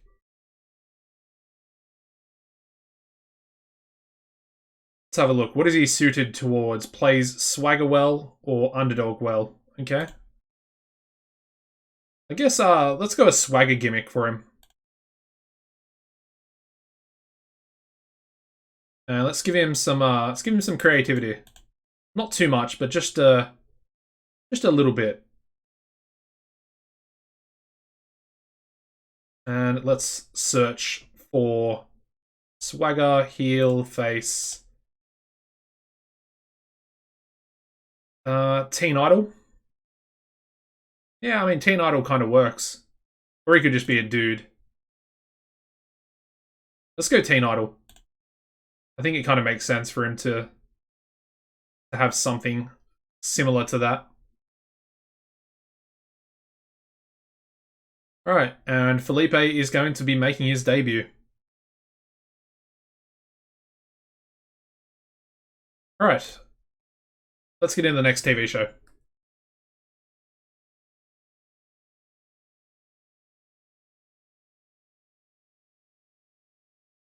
Man, a lot of stuff going on this episode. You know, all those failed contract offerings to the SWF workers. I mean, it's got me a little bit demotivated. Because I really wanted Mikey, and then I really wanted Jefferson Stardust as well. A little bit unfortunate, but like I said, once we get into a better financial position, we will definitely be able to start competing with the contracts and offering, essentially outdoing the SWF and potentially any other. Ooh, Oxford's contract. I'm pretty sure Oxford is our best road agent with 94 psychology. So we definitely want to re-sign him. What is he currently on? Currently makes 30,000 per month. Can we give him another 30,000? I mean, it essentially says that he's valued at more than that, so hopefully not. Why does he have merchandise? He's a road agent. He shouldn't be getting any merchandise. Alright, so he wants 31,030 for 2 years. But he wants merchandise. What an arsehole.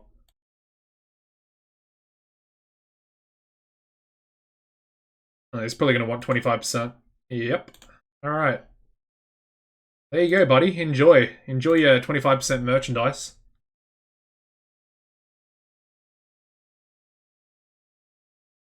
Alright, delete those.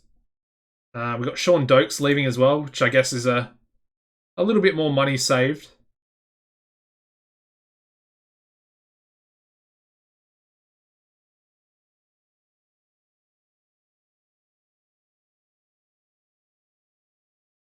Okay.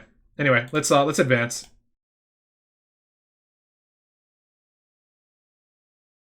Let's do a cheeky little rib on someone.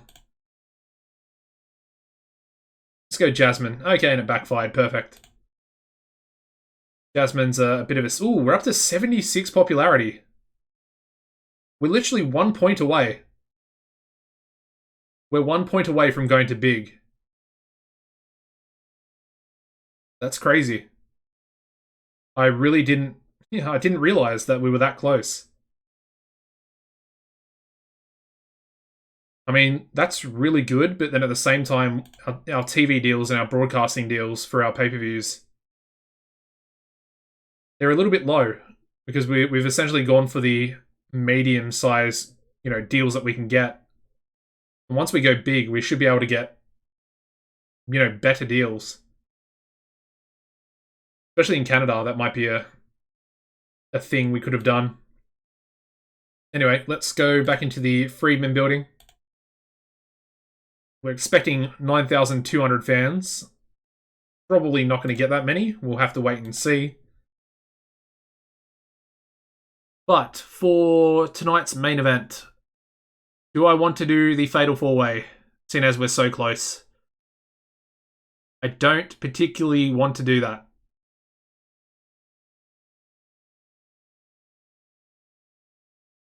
Let's go another singles match, and let's go with Aaron Andrews, and he can take on someone. I think he can take on... Who's of a decent level?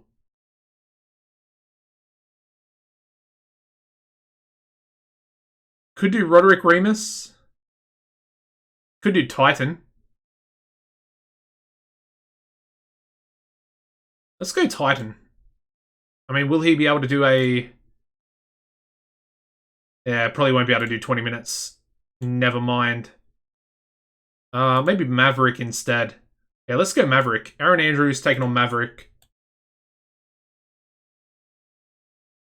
More or less just to give Aaron a decent victory here. Because he hasn't been... Well, he lost the title, obviously, and then hasn't really done anything special since. And, Maverick's doing some good things, but... do I want to put Finley at ringside? I guess we can. That kind of also makes sense. So he'll be at ringside, but he doesn't actually get involved in this match, as he pretty much wouldn't want to get involved. Okay, what is next? Let's go another tag team match. This time, let's have Benny and the Fox take on Rich and Famous, making their TV debut. Let's give it 12. And I'm expecting a pretty good match. So Benny Benson to win. But it's going to be open, and it's going to be... I guess it will be decisive.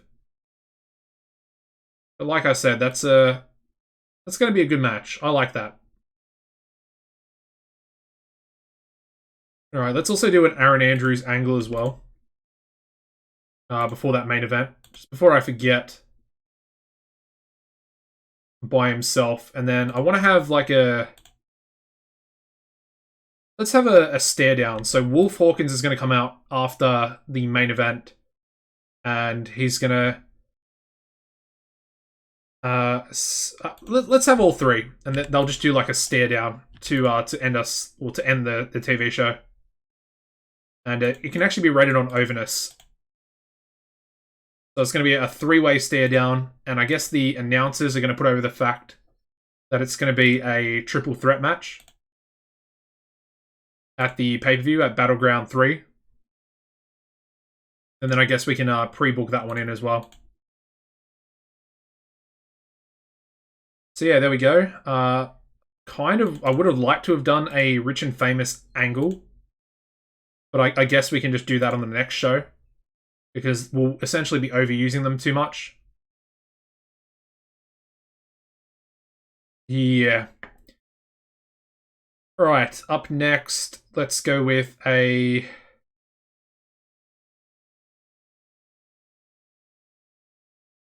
Let's go with another T-Bone Bright match, I think. Let's have Roderick take on T-Bone Bright.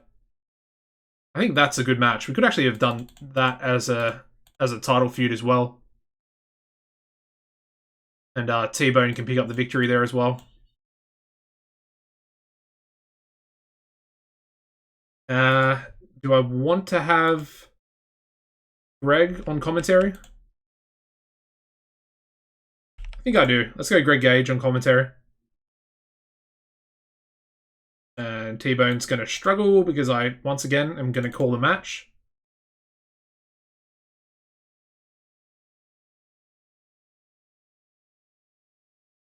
Alright, there we go. Give me 1 second, I'll be back in 1 sec, guys.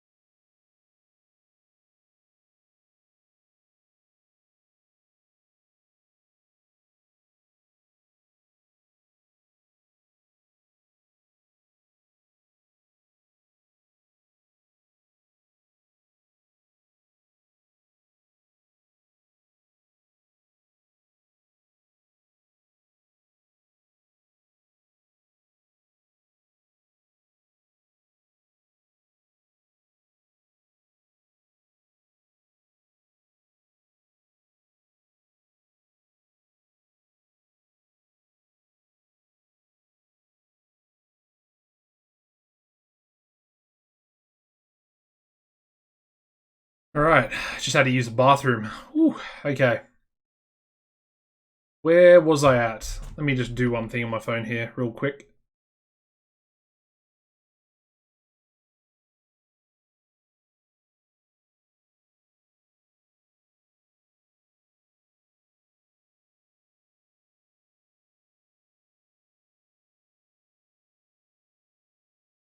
And then we'll get booking with the rest of this show.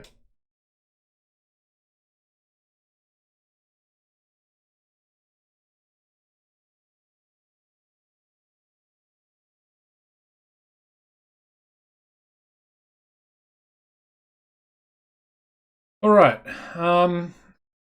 what is next? I guess before that match, let's have Greg cut an angle on T-Bone. Again, it's going to continue this storyline for a little while. I'm not sure if we'll continue it past the pay-per-view. But for now, like I said, it's a good challenger for Greg Gage to have. And obviously, T-Bone taking on Greg is going to be beneficial to him as well.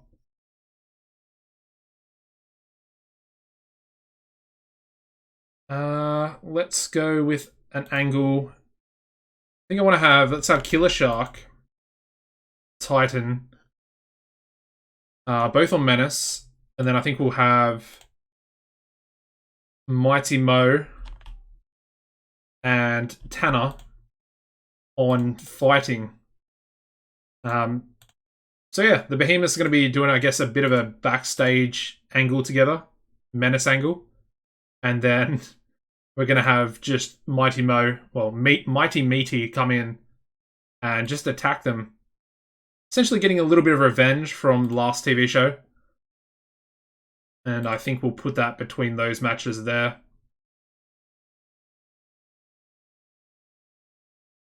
Okay, up next, I want to have another tag match. And let's go with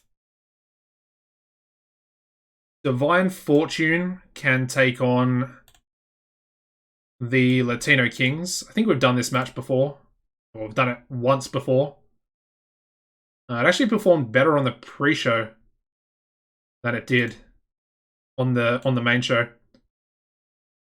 So let's give it 12 minutes. Let's give it a decent amount of time. Let's have Daryl pick up a victory. And I guess it needs to be scripted as well. So we'll do that. And we need a decisive victory there as well. So let's get that booked in. And then I guess we can have Daryl and Chance cut an angle for themselves. I think we might have Divine Fortune take on Rich and Famous. I think that'll be their first storyline.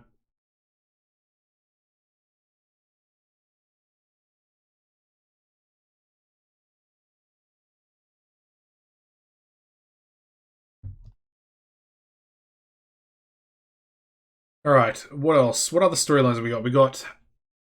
We need Joshua Taylor and Sammy back. Let's do a sit down interview. So let's go Kyle Rhodes, and then we'll have Sammy back, and they can be talking about Joshua Taylor, but he won't be on screen. So he can stay off screen. We'll go entertainment, and we'll do success there for Sammy. And that can advance their storyline, which is this one, the number one contender storyline. So we'll get that one booked in there as well. That can actually start the show off, I think. I think that'd be pretty beneficial for us, well, especially for Sammy, because I think he needs it. I think let's give Felipe his debut as well. He's gonna lose, obviously. Makes a lot of sense. He doesn't have any popularity. But he's gonna be taking on Titan. Yeah.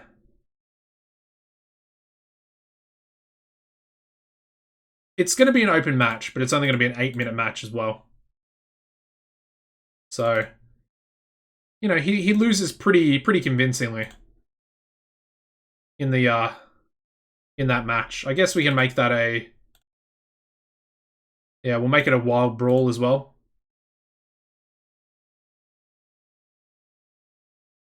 You can't do an 8-minute wild brawl match. We're gonna do it anyway because I don't care.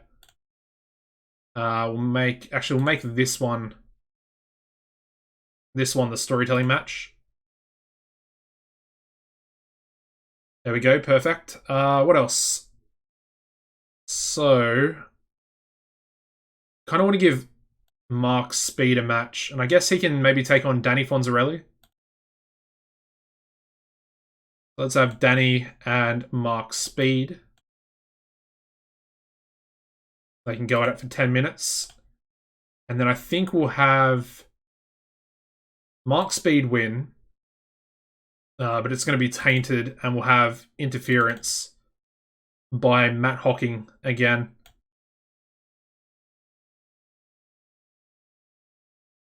There we go, Matt Hocking, and then that'll be the finish as well.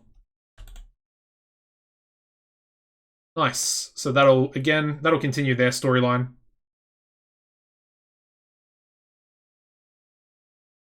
So that can go there. Do I want to do like a Mark Speed angle? He's not very good, is he? Like, he's good, very good, but his entertainment skills let him down a bit. Yeah, I guess we won't do an angle for him. Let's do a Danny Fonzarelli angle, I guess.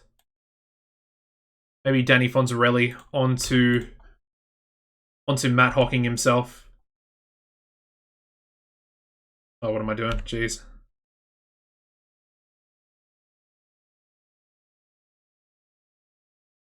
There we go. And that can advance their storyline as well.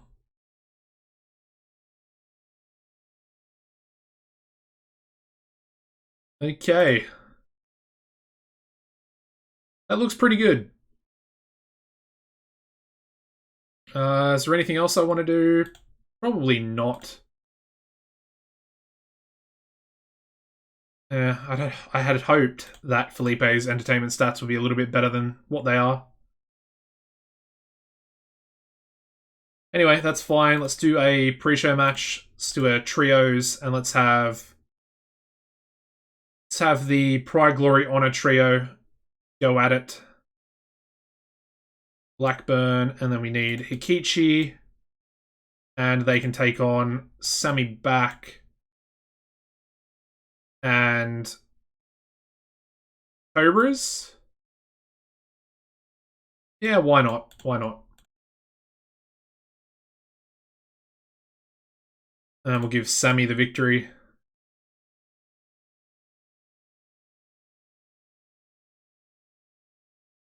Okay, we can't call it. Forgot about that. Yep. Makes sense. Perfect sense. There we go. Alright, let's also do another pre-show match. We'll just do a singles. And let's have Harpy Pre. Thank you for the follow, man. I appreciate it. So let's have Dazzling Dave Diamond just take on Troy Tornado. Just for something for them to do, I guess. It's only the pre-show. Really doesn't matter.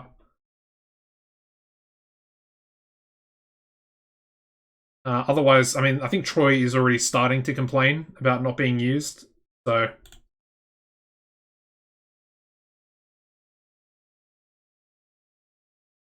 yeah, I think we want to make sure we use them. All right, that looks pretty good. Let's run the show. Start off with a 57 for our first pre-show match with Sami Back and the American Cobras defeating Pride, Glory, and Honor. When we had Sami Back pin Nobuyo Ikichi. Yeah, there we go, with an adrenaline shot. And yeah, Sami Back getting a 78 in-ring performance, which is a lot better than his recent performances. Find that pretty strange. Anyway. The second pre-show match gets us a 64, where we have Troy Tornado defeating Dazzling Dave Diamond by pinfall with a Star Maker. Yeah, it's a pretty good match. Just a 64. I mean, that's pretty good for the pre-show. Alright, so we then start the show off with an 85 rated angle, and it is indeed our sit-down interview, where we have Kyle Rhodes interviewing Sami Back about his upcoming #1 contenders title match for the world title at the pay-per-view. I have to say, an 85 is definitely pretty good. And of course, with these interview angles, I like not to script them, because it kind of makes more sense. And like I said earlier, the contrast to this, or the real world similarity for this would be Tony Schiavone interviewing guys like Cody, and I guess Mr. Brody Lee was last week's, when he accused him of having a cult. But yeah, similar sort of thing. And that's what Kyle Rhodes, I guess that's his job, essentially, to be the interviewer. But less backstage interview and more like formal sit-down proper interviews. Similar to I think JR did a few earlier in the year as well. Yeah, 85 is really good for that. Alright, we then go into a 67 rated angle for Danny Fonzarelli, and he's cutting his promo onto Matt Hocking. And of course, these two, they've been going at it a little bit recently. Nothing too serious, but it's kind of just a nice little mid-card feud. And of course, we have Ed Stone and Freddie Huggins in there as well. We then go into a 63 rated match for Mark Speed defeating Danny Fonzarelli by submission with a cross arm breaker after interference from Matt Hocking himself. So yeah, Hocking costing the match for Danny Fonzarelli. And of course, that is going to lead to another match between the two. We'll do that one on next week's TV show, as I think I want to do like a fatal four-way #1 contenders match for the television title between the four guys I just mentioned, being Fonzarelli, Hocking, Stone, and Huggins. Yeah. 63 is pretty good, though, and it's good to see Mark Speed get a victory. We haven't really used him too much yet. We then go straight into a 59 rated match where we have Titan defeating Felipe Caballero on debut in about 8 minutes by pinfall with a Titanic chokeslam. Yeah, he debuts his teen idol gimmick, gets an initial rating of adequate, so yeah, nothing too special, but it might improve as he puts on more matches. But a 59 is pretty decent. Considering he has no popularity, I'm happy with that. Alright, we then go into a 55 rated angle for Divine Fortune, basically just hyping themselves up before their match. Their match does relatively well, getting a 63, where we do have Divine Fortune defeating the Latino Kings in 12 minutes, when Daryl Divine pinned Rudy Velasquez with a Divine Dream drop. And yeah, chance off his game once again. I think he did that last time I used him as well. Moving into a 69 rated angle for Greg Gage cutting a promo onto T-Bone Bright. Basically just Greg being an arrogant asshole, for lack of a better term. And he's just saying that T-Bone Bright's not even on his level. Doesn't even deserve a title shot at the pay-per-view. Yeah, and he's not impressed. 69's pretty good though. Greg's his promos are getting better. We then go into T-Bone's match, which gets a 64, so he's improving. T-Bone is really improving. I think the storyline we had with him and Joshua Taylor to start the series off might have benefited him quite a lot.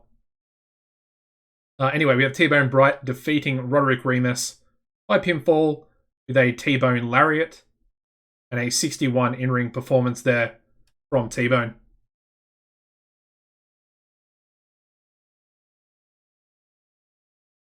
Alright, moving on to a 72 rated angle where we have the Behemoths backstage cutting in a menace angle for themselves into the camera. And then out of nowhere, Mighty Meaty jump them and a fight does break out. Like I said, getting a little bit of revenge from the Behemoths coming out after Mighty Mo's loss in the main event of last week's episode.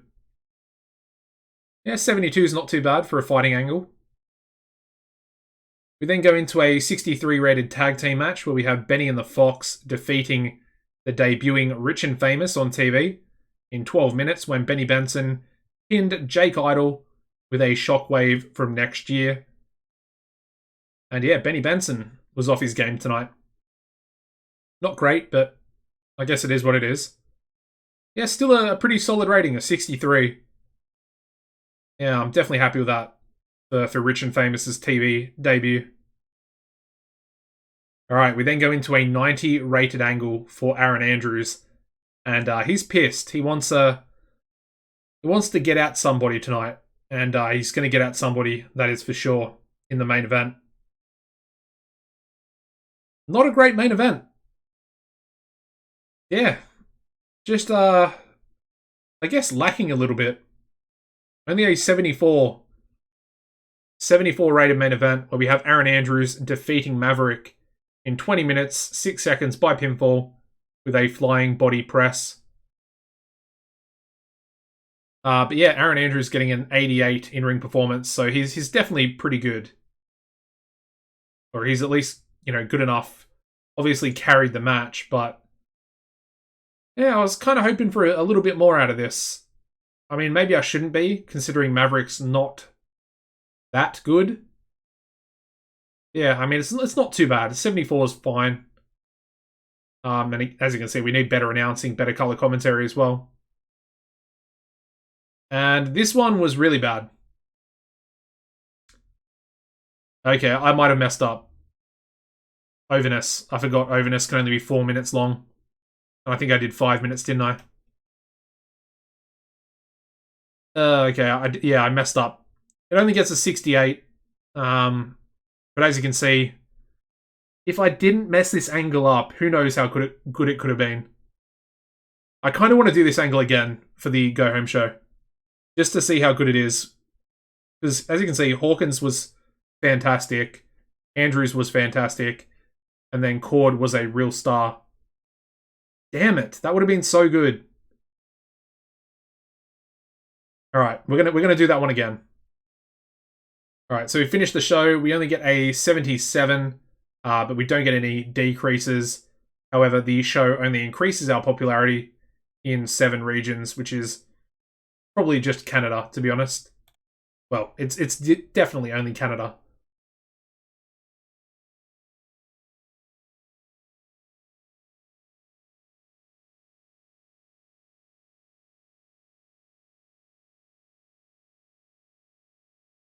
All right, what do we got? We have incident involving Jake Idol has been identified as a steroid user. All right, so it's been done in-house. The press have not gotten hold of the story. There is currently no potential damage to the company. He has a selfish personality and is currently happy. Let's give him the Vince McMahon treatment. Slap on the wrist. And the incident has had a small negative impact upon Jake Idol. Okay, that's fine. I don't really care. Okay, we're also waiting for Robert Oxford's contract to be re-signed. And we get a 3.01 TV rating. Again, 3.2 million viewers. Which is very nice. How did Supreme TV do? Okay, so we still actually beat Supreme TV. Even though their show looks a lot better than our show. A lot better. Yeah, just all those matches. I mean, they had a ladder match. A tag team ladder match. We actually beat their TV rating as well. So there you go. Alright, is there anything else we need to do? Probably not. So I guess we may as... Let's have a look at our Canada size. Canadian size. It's doing really well. Really, really well.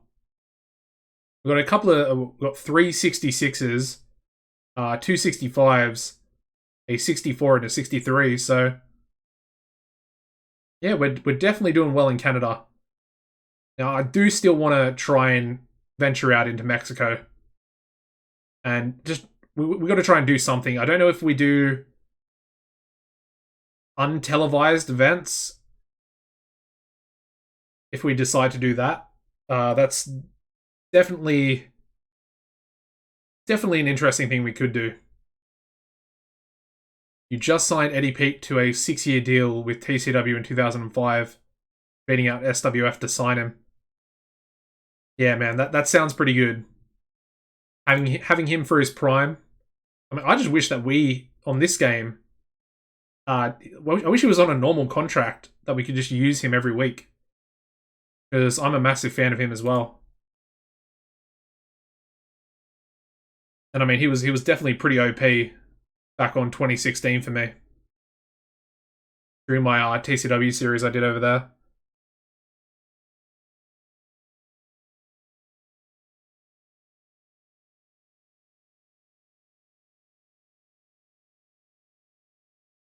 Alright. Get into the go home show.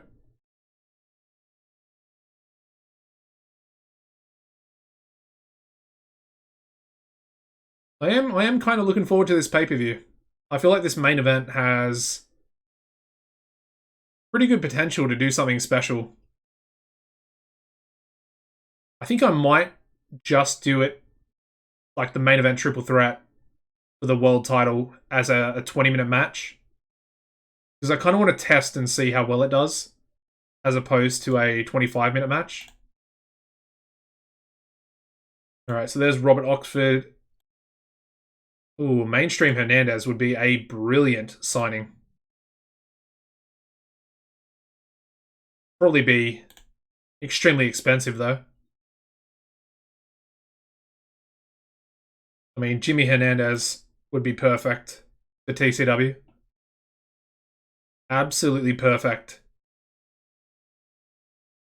Okay. Yeah, let's just get into it. Still got another 3 days left to go through.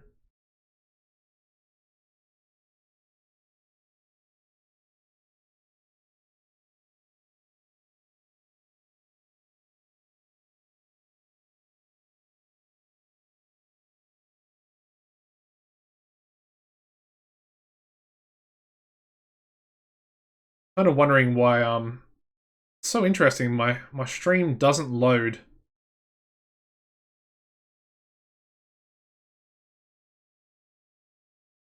On my phone for some reason. I don't understand why it does that. Kind of wondering why. Okay, maybe it does. Maybe it does work. Okay.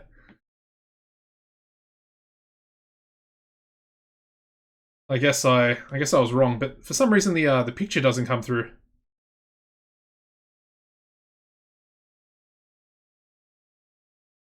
Yeah, very strange. Anyway, we got ooh, Mighty Mo's contract. Okay, that's that. This is a worry. I mean, if SWF actually came in now, they could try and take him away from us. All right, so he's currently. Oh, okay. He currently makes 38,000. So essentially, we could be getting a bit of a lower contract for him. I kind of want to give him like a 8 or a 9 year deal. Try and give him 9 years. And we'll try and make everything nice and low. Okay. That's actually that's $1,000 less than his current contract. How much was it? 37,200 for 9 years. And then he'll probably want. Oh, okay. He only wants 25%. Perfect. All right. Well, that's Mighty Mo hopefully taken care of.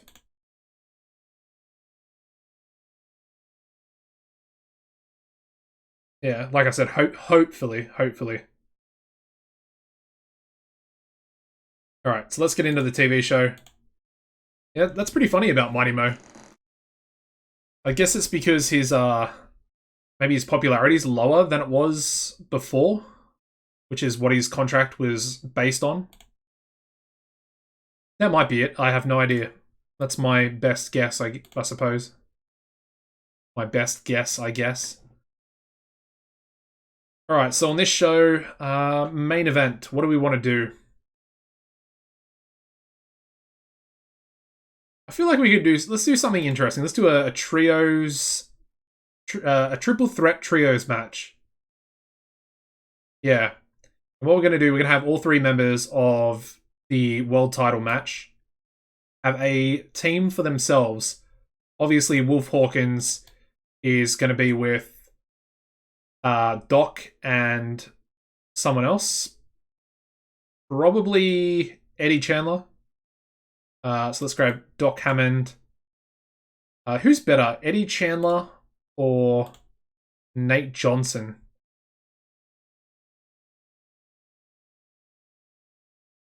Where's Nate?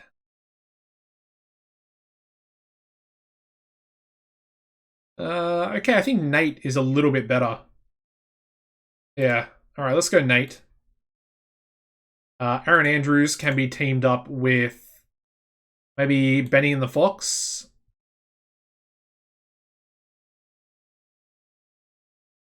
Yeah, I think that works. And then let's go with.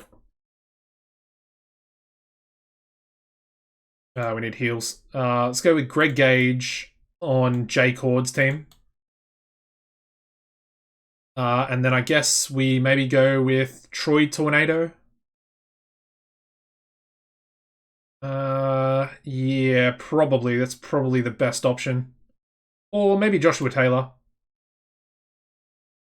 Although I do want to do something with Joshua Taylor, so maybe I don't. Mark Speed.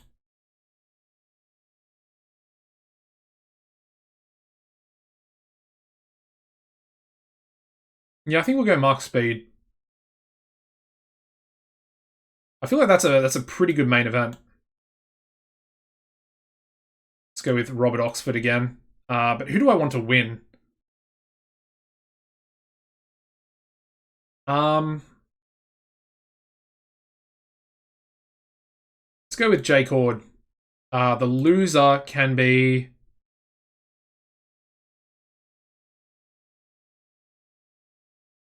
I guess, yeah, we'll go Doc Hammond to lose. And then I think I want to keep Wolf strong. Because I don't really want him to lose any popularity. So it's going to affect the match rating, but at the same time, I don't really care because I want our champion to stay strong. Alright, I think that looks really good for a main event, man. It's kind of a bit different, a bit strange, but it's definitely going to get a pretty good rating, in my opinion. Alright, what else do we want to do? Now, I said I wanted to do something with Joshua Taylor. Let's have Joshua Taylor take on Dazzling Dave Diamond. Just a nice little 10-minute match. Josh Taylor picking up the win.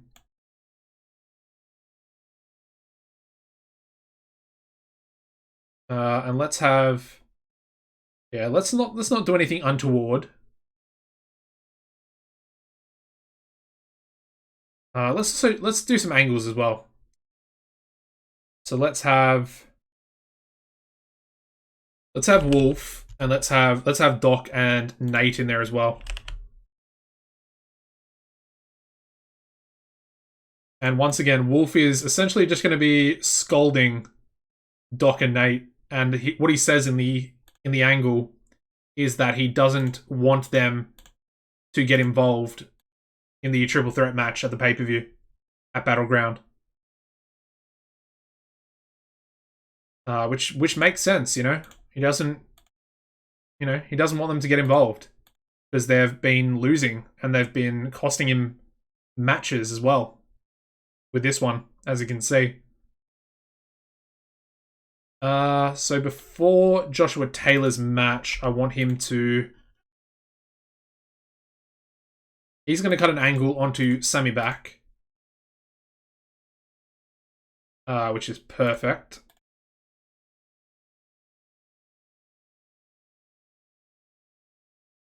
And then we're going to have Sammy and Josh start brawling with each other.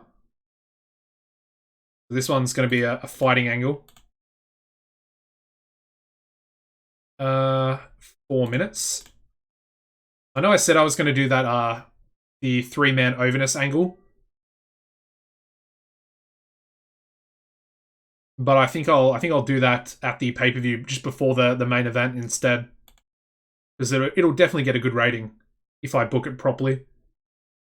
So it is this storyline here as well. And that'll go after Taylor's match. You know, he talks a bit of smack about Sammy. Actually, let's have Sammy off screen. Makes a little bit more sense. So talks smack about Sammy without Sammy being there. Wins his match, and then Sammy comes out and they start brawling, leading into their match at the pay-per-view.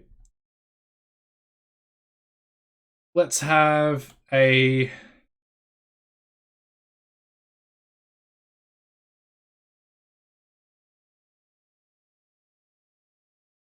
Let's have a match for the Behemoths, and we'll just do a couple of singles guys. So let's go with Dean Daniels and Elliot Thomas. And they can take on the Behemoths for about 10 minutes. Oh, they have negative chemistry, okay. Let's do Bart Biggins instead then.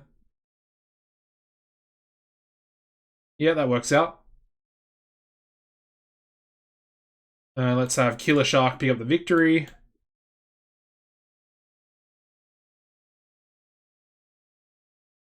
There we go. And before their match, let's have Mighty Meaty come out and cut an angle. So script, no, not scripted. And then we want Menace for those two. And let's advance that storyline as well. Where's the beef? Okay. I think that looks pretty good. What else do we need to do? We want a... I guess let's go with another. We've done this match before, but let's go with the mid-card storyline. So we'll go with Danny and Ed teaming up to take on Matt Hocking and where is he? There he is, Freddie Huggins. Almost forgot his name for a second. So we'll give that one 12. Who actually won the first match between these? All right, so let's have the heels go over. Let's have Freddie. I mean, Freddie likes to cheat, so let's have Freddie pick up the win. And it'll be tainted, so it's fine. And of course, he recently cheated against Ed Stone. So that's nice. Do we want to do maybe an angle for Hocking and Freddie? Let's just do an angle with all four of them, actually. I feel like that'll be beneficial. So let's go Danny, Ed, Hocking, and Freddie. All rated on entertainment, and I guess we'll give them all success for the angle as well. They're all essentially looking like, you know, television title contenders.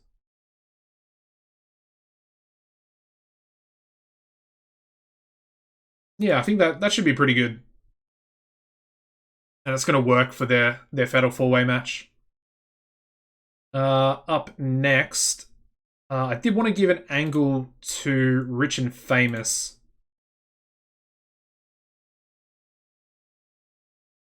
Maybe we have Divine Fortune take on some heels. Let's do these younger guys. A couple of excursion workers. And then I want to have Rich and Famous cut an angle onto Divine Fortune.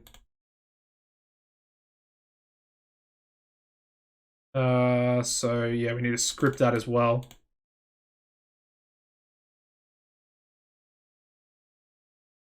Yeah, so that's going to work. So we'll do that, and then we have Jackpot and Jake. And they're going to cut their angles onto Daryl and to Chance.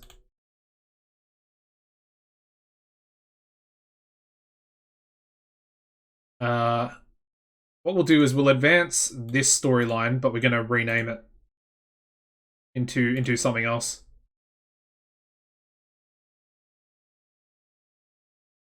And I kind of want that angle to come afterwards as well. So maybe... No, that's fine. We'll leave it like that.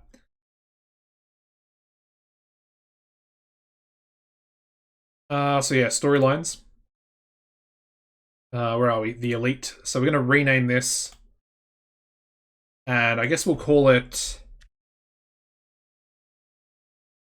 maybe other tag teams? I don't know. Just... maybe non-challenging tag teams. And I guess we can put all the other teams that are not challenging. And let's get rid of Chris Flynn out of there.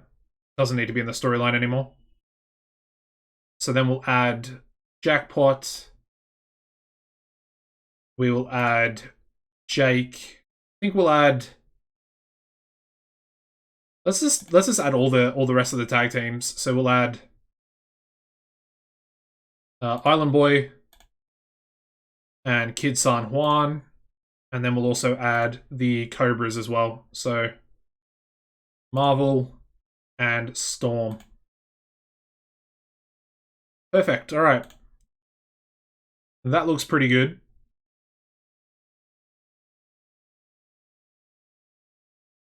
Is there anything else we need to do? We do need another match.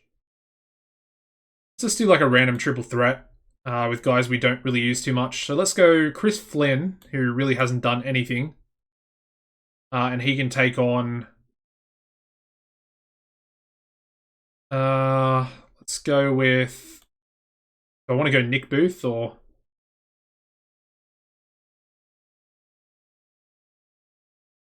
we'll go Troy. Troy can go in the match. And then I guess we'll go Damien. Damien's popularity is coming up nicely, up to 17s.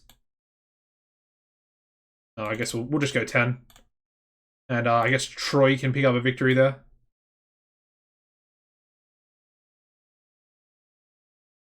Why is it not called? That's strange.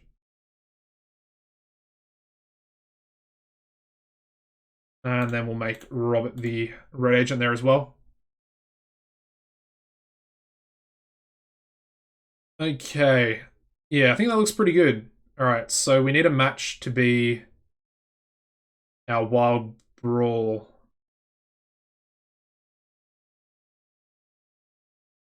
Maybe this one?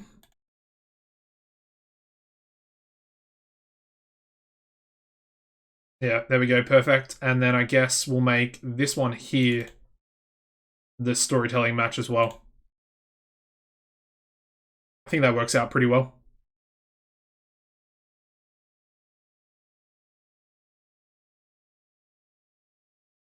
So how do we want to start the show off?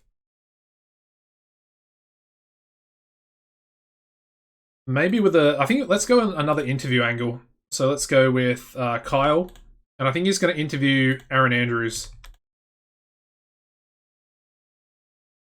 And it's going to be about Wolf and about Jay. And just the whole dynamic of the now triple threat title match at the pay-per-view. And of course, you know, he's using his rematch clause. That's why he's in the match. But, you know, essentially Rhodes asks him if he's upset that it's now a triple threat and his chances of winning his title back are even lower. They're only a third, as Cord, you know, essentially became the #1 contender and has put himself into that match as well. Let's also do a pre-show tag match as well. And let's have Finley and Maverick take on... they can take on Dean Daniels and... I mean, we don't really have anyone else. We can go Felipe, I guess. So that'll be our pre-show match, and we'll have Finley pick up the win.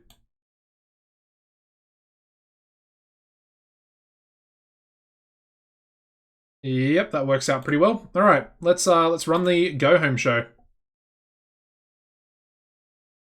We start off with a 61 rated pre-show match. We have Finley O'Faraday and Maverick defeating Dean Daniels and Felipe Caballero when Finley O'Faraday pinned Dean Daniels with an atomic spinebuster. That's a pretty good match.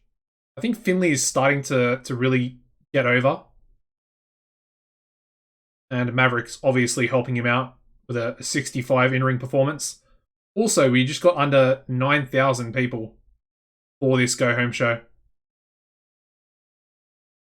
Alright, so we then start the show off with our interview angle, where we have Kyle Rhodes interviewing former world champion Aaron Andrews. It's an 84. Apparently Kyle performed poorly, and he was very poor when trying to improvise.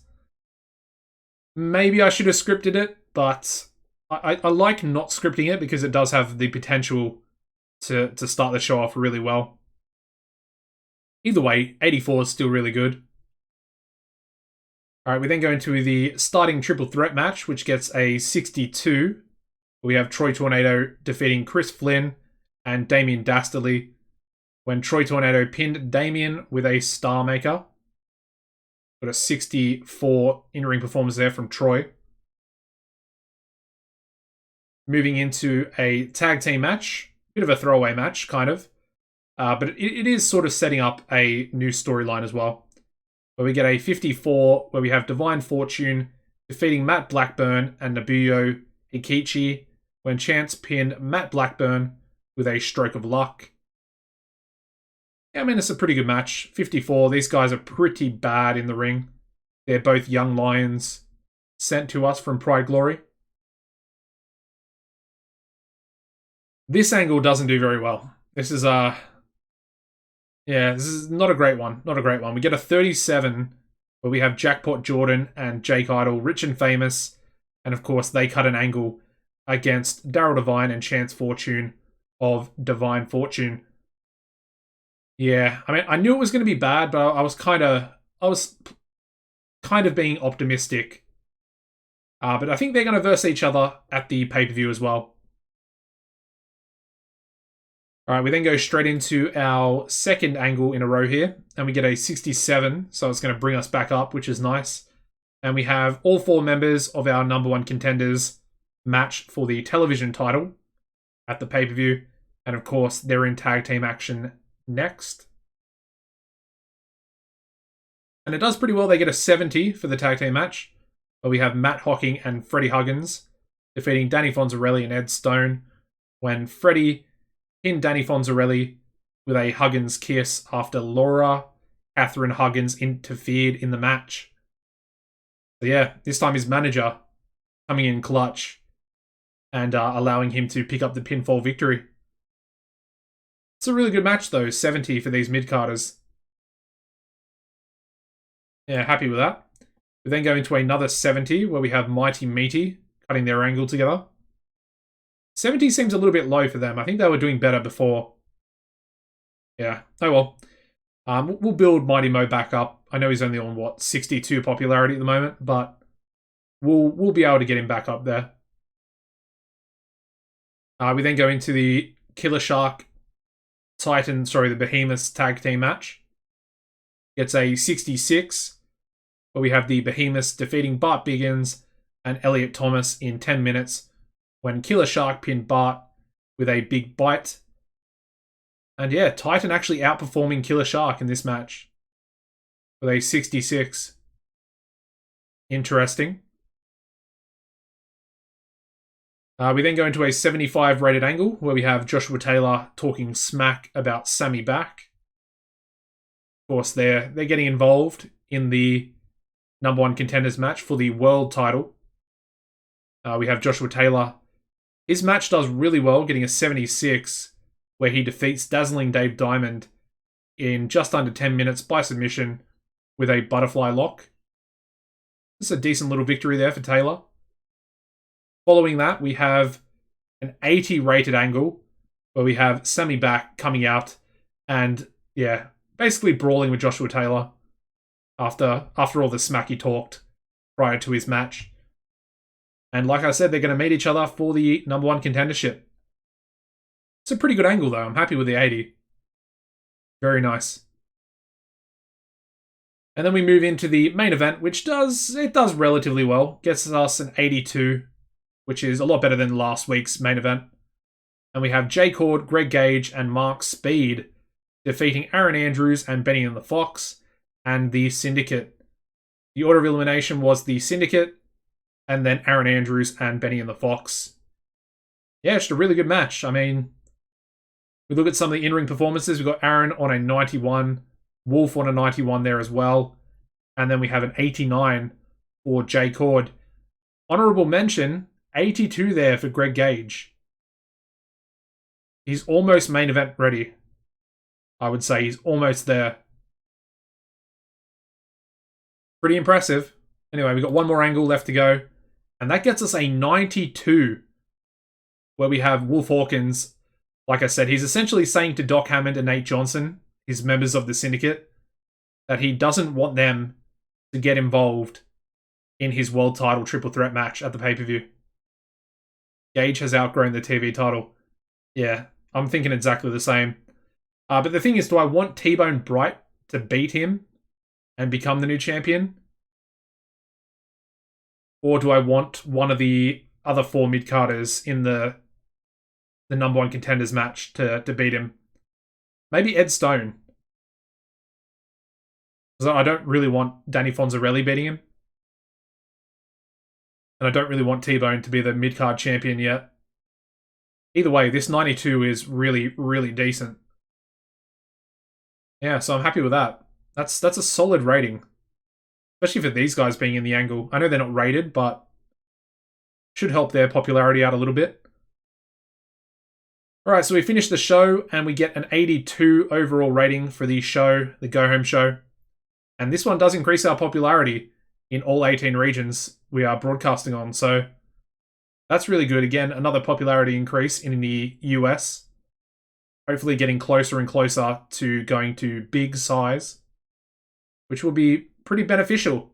Like I said, it'll be beneficial in the future because we'll obviously be able to get bigger, broadcaster deals, but unfortunately we probably won't be able to sort those out at the beginning. Anyway, finish the show there. Actually, if we do go big, we might be able to get a big size broadcasting deal in Mexico. Possibly. That might be a possibility. So Mark Speed's contract is up for a renewal, so I do want to re-sign him. I am a fan of him. He's up a little bit of popularity from that win, up 2 points. And as you can see, he's not going to be too expensive, so... How old was he? He's 37, so let's get him on a 2-year contract. Let's try and get it as low as possible, so let's go 13,000. He's currently on 15, so if we can get it somewhat similar to that, that'd be great. Oh, okay, he'll actually take that much. Maybe we should have... Wait, I just played myself. Oh, god damn it. Okay.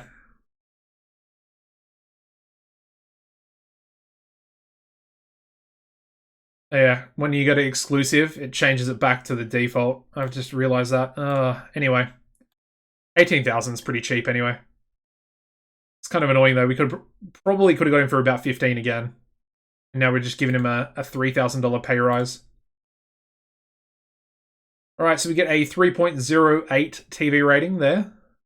With over 2.3 million viewers this time. How about Mark Speed winning the TV title in a triple threat?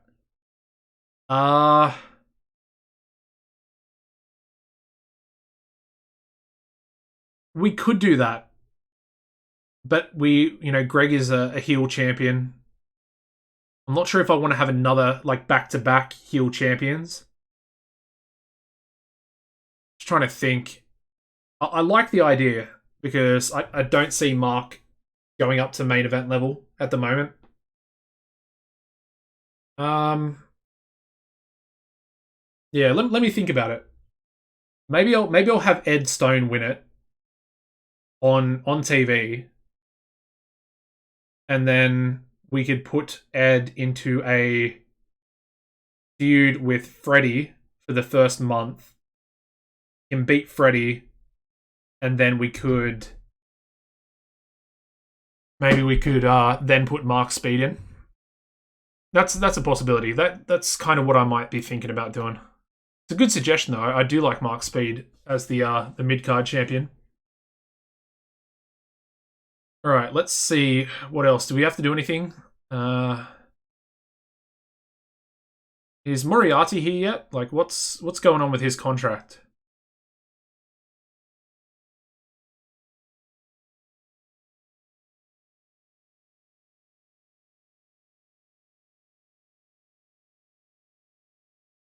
How long do we have to wait? It was probably the end of the month, wasn't it? Because I kind of want him to come in, and I don't know if I want to link him up with maybe Jay Cord and Greg Gage as kind of the third man to their stable. Because they were kind of hinting at a tag team between the two. Okay. I think we're good. Let's advance.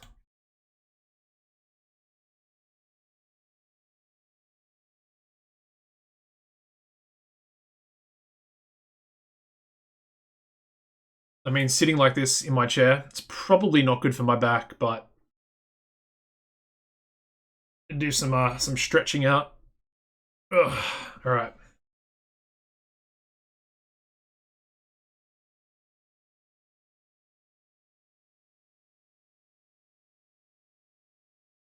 While this is processing, let me have a look at my phone here again, just to double check what's going on. Yeah, it looks pretty good, I guess.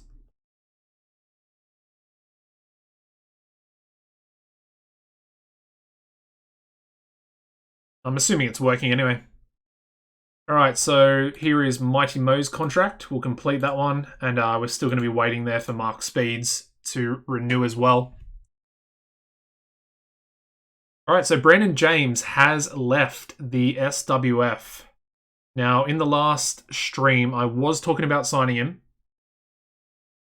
He could be the first... I mean, his popularity actually dropped in that last month. They probably jobbed him out a little bit. But he was going to be a person for Greg Gage to feud with. And I feel like it would be, pretty beneficial with his popularity that he's got.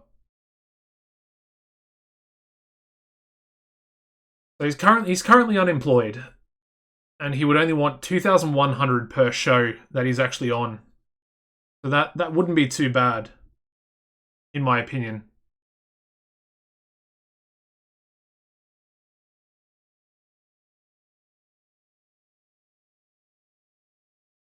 Yeah, do I want to go a handshake deal?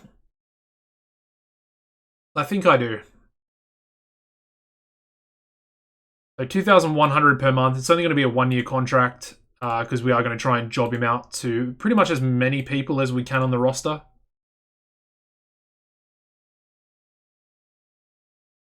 And we want to make that lower as well. So let's try and go like 1,700.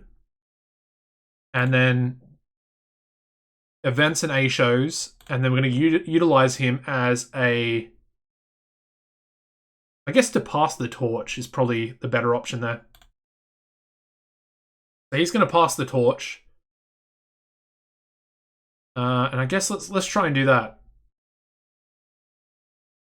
If you're only paying me per show, then I would definitely need you to cover my travel expenses. What a dick. I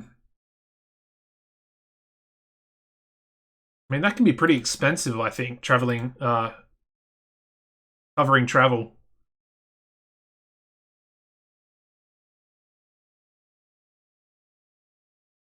I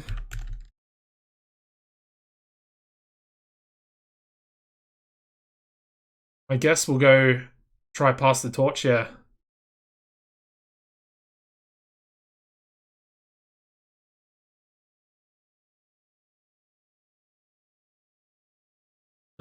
Yeah. I guess we'll go 2,100, I suppose. I am kind of fine with paying him that much. Also wants merchandise, and he wants higher merchandise. Probably wants 25, I think. 25%.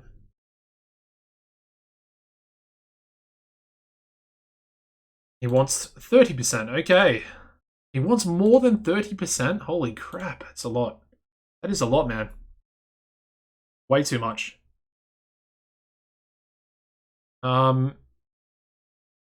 Yeah, I guess we'll do it. Like I said, I mean, if we don't use him, we don't have to pay him, so I think it's gonna work out pretty well. And he's definitely gonna go straight into... I guess he can be Greg Gage's sort of main or first like main event level storyline, which will, it'll be pretty good. Yeah, he's coming in as a babyface. Did I not do babyface? Yeah, he'll come in as a babyface. That's fine.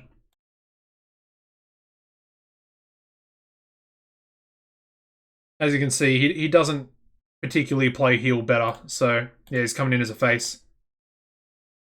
And then he can verse guys like Killer Shark as well, once we split the behemoths up a little bit later in the year. So, I think it'll work out pretty well. I think it will. Anyway. I think it should be fine. It should be fine.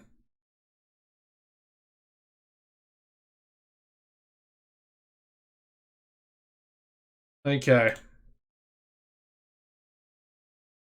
Let's get into the pay-per-view, I guess. I don't really think there's anything else we need to do, so here we go.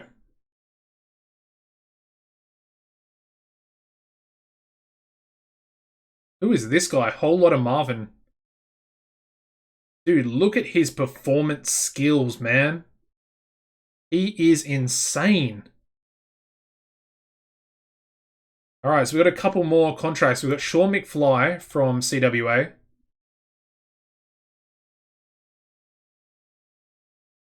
Okay. Sean's really good.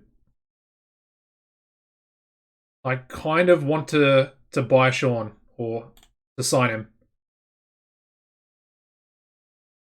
He's going to be pretty expensive. And yeah, never mind. Okay. He's really good, but we're not going to be able to sign him. Now, Rick Law could be a good option. He's still only 37, so, you know, he's still got a little bit left in the tank. And he's currently with US Pro. How much would he be? He'd be expensive, yeah. That was kind of the maximum we were gonna spend for the Jefferson Stardust.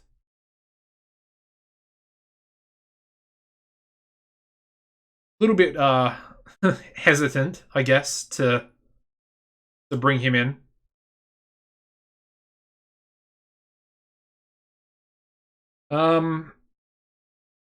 Rick Law.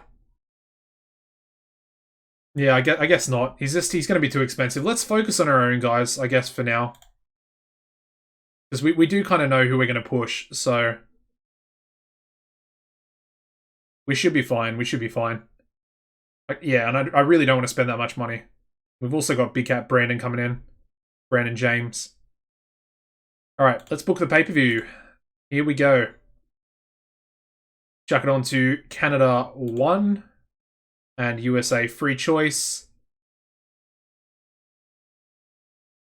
Nice, there we go. Alright. Let's do try and do a rib on someone as well. Let's go Jeremy Courtney. Yeah, nothing doing. And they're expecting 38,000 fans, so once again we'll go to the Dust Bowl fields as well. Which is essentially where we've been running our pay-per-views recently, so pretty fine with that. Alright, let's book the main event first. So, triple threat. Aaron Andrews. What? Killer Shark is a major star? What? Oh man, that is so, I don't know, that's kind of unexpected. I suppose his popularity is kind of up there. He's probably the... Does he have more popularity than Sammy? No, Sammy has more popularity. Must be the momentum. Yeah. White hot momentum. I think Flying Jimmy Fox, for now, is going to stick with Benny Benson for the tag team division. I think they're really gonna help out the division, especially once we decide to split up the behemoths. We're gonna need a couple of tag teams to get involved. So yeah, anyway, back to booking. So Jay Cord, Aaron Andrews, and the champion Wolf Hawkins, triple threat. Like I said, we're just going to give it 20 minutes because I want to do a bit of a test and see just the difference in match rating between a 20-minute match and a 25-minute match. So that's kind of the main thing I'm going for at the moment. Okay, so slow build, decisive, there we go. Alright, there's the main event. Now, I did say that I wanted to do this overness angle. So I want to have Wolf, I want to have Aaron Andrews, and Jay Cord. And prior to their main event, they're all going to come out, well, they're all going to be in the ring together and staring each other down. Perfect, alright. Now, I'm assuming that's going to do a lot better than it did on the TV show when it kind of backfired. Try an epic or spectacle on the main event. We could do that.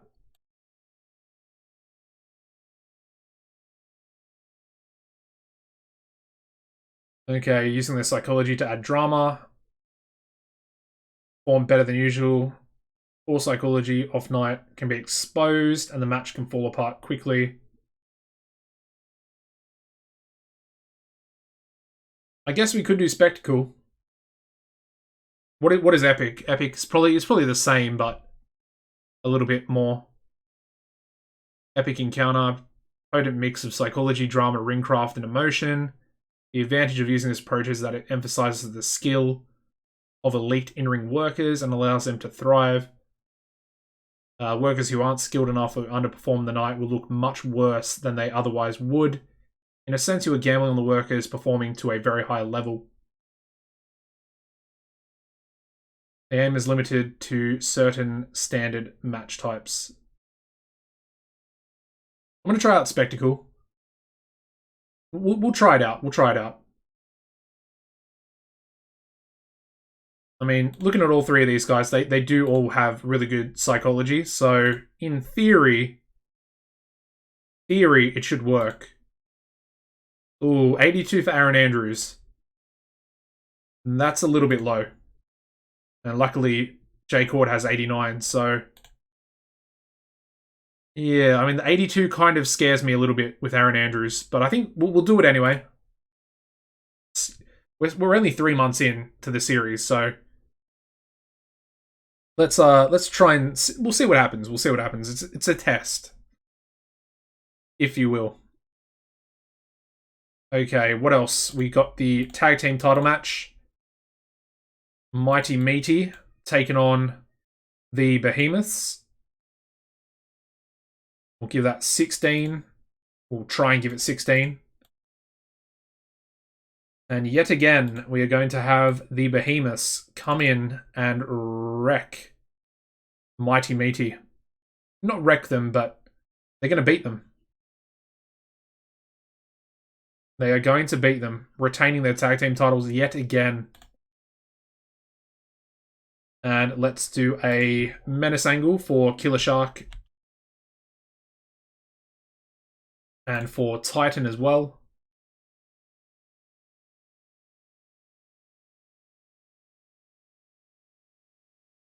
Now, I want to have a match here for Eddie Peak as well.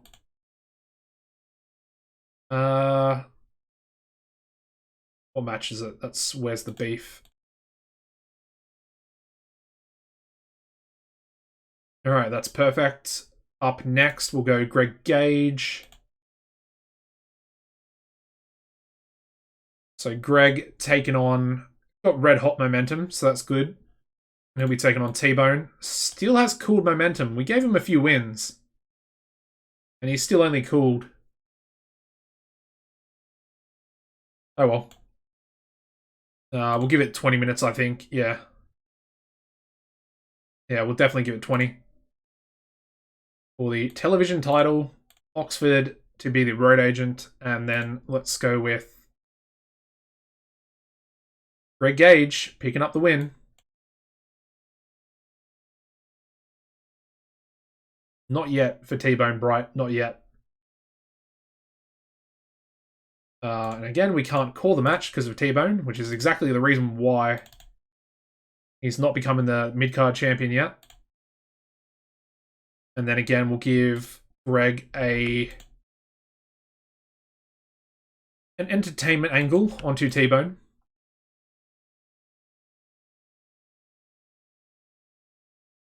I guess it'll give them both success as well.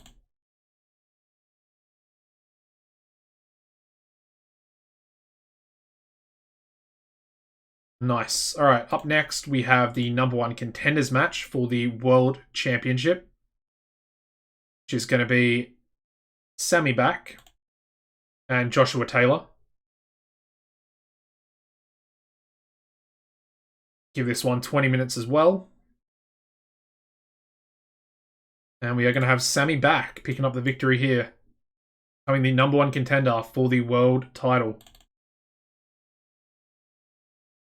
Very nice. All right. And again, we'll give Sammy an angle by himself. Just to hopefully get himself a little bit more over. because I think that'd be great going into a world title match. And so the fallout, well, we'll talk about the fallout once we finish the pay-per-view. I guess that's probably the smartest way to do things.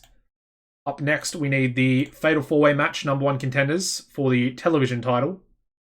So Ed Stone, Danny Fonzarelli, Freddie Huggins, and Matt Hocking.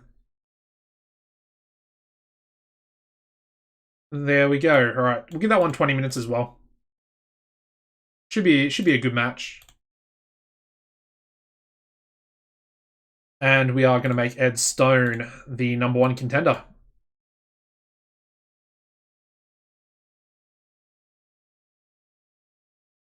It doesn't really matter who loses. I really couldn't care less, to be honest.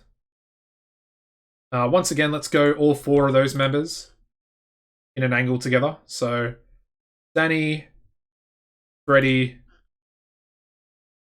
and then we'll go Ed, and finally Matt Hocking.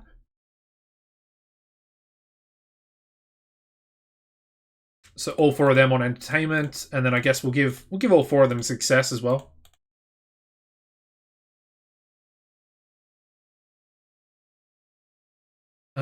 And advance the storyline for that one. Perfect. Okay. So, what else? We're almost at our allotted time. And we don't have a match for Finley. We also need a change. I completely forgot about that. Let's go to One Man Army, who we haven't really used in a couple of shows. And we want to go to his profile. And we're going to go back to guide. How do we change the alter ego?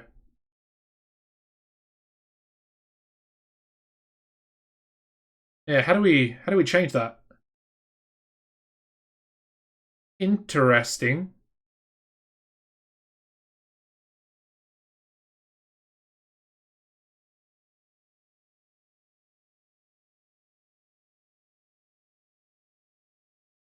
Does anyone know how to change that? To change it back to one of his former alter egos? His name in yellow at the top? Okay. Oh, back on the other screen, this one? Okay, there we go. Thank you. Thanks, Jared Nullet.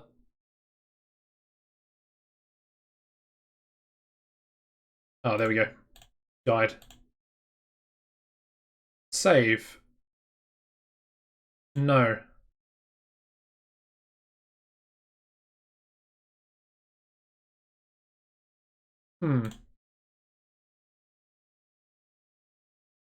Why does it have One Man Army in brackets?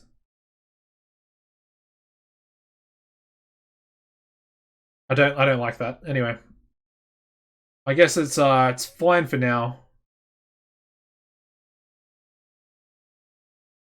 Whatever, doesn't matter.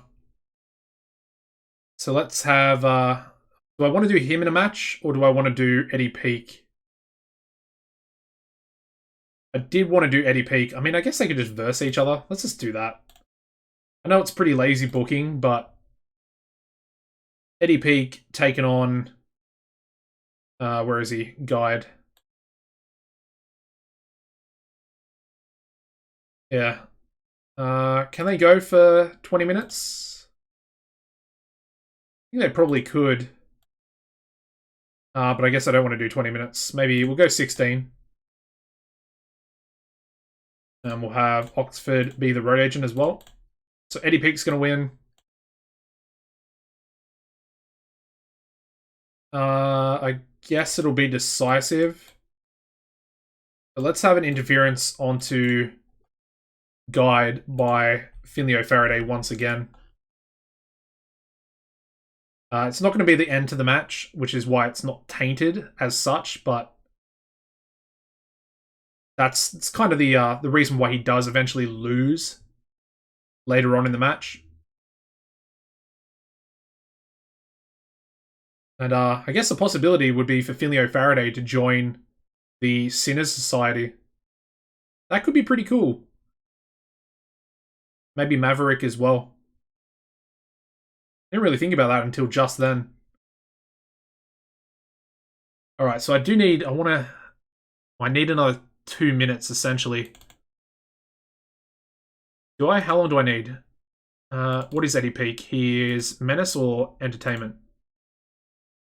He can do both, but I think Entertainment's probably the best for him.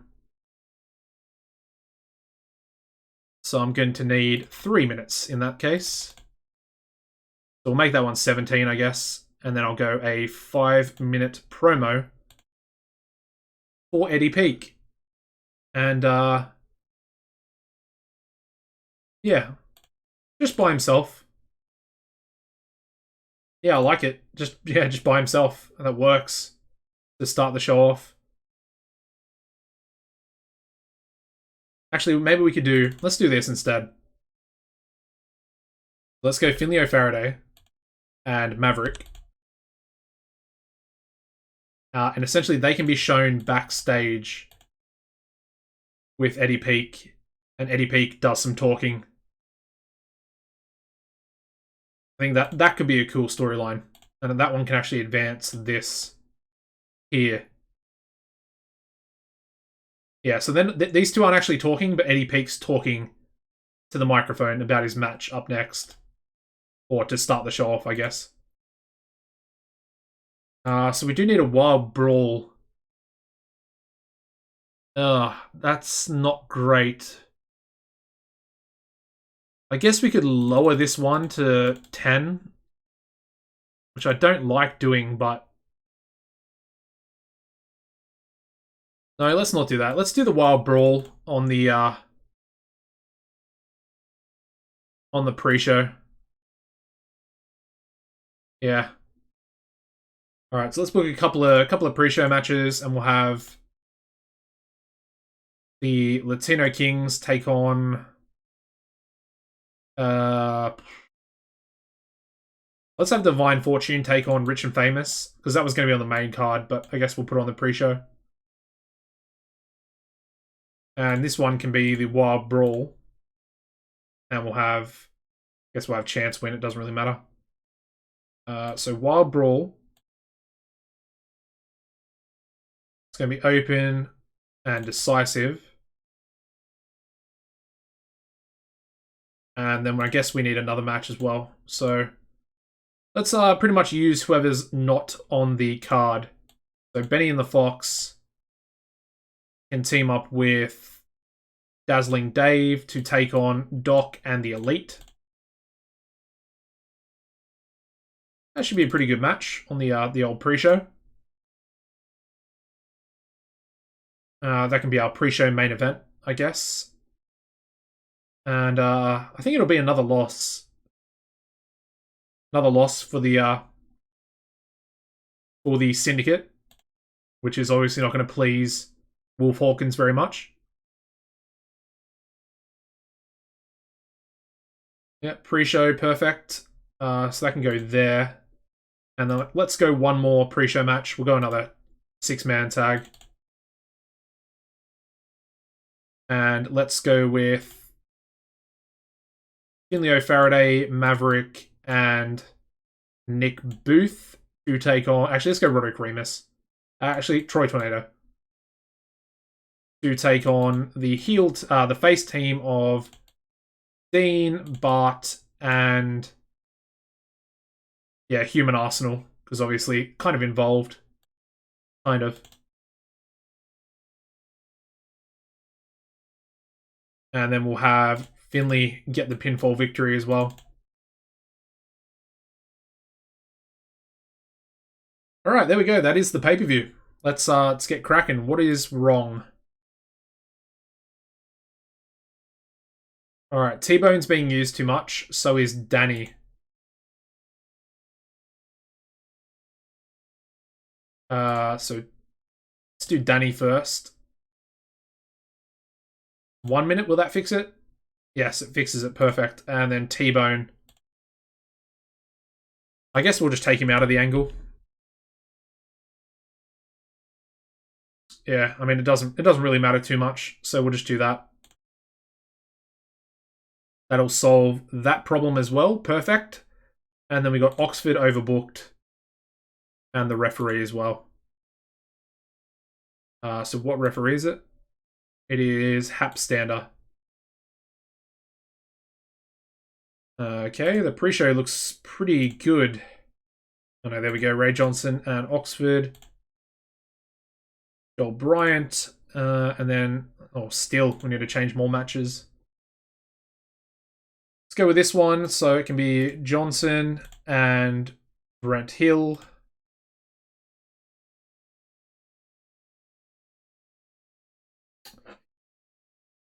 And I guess this one here can be Bryant as well. Another one? Really? Oh, man.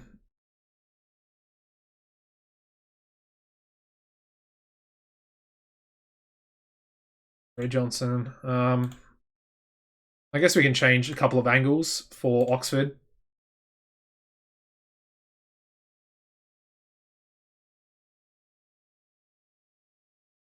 I kind of want that angle to be good. I guess this one doesn't have to be him. It can be Bryant.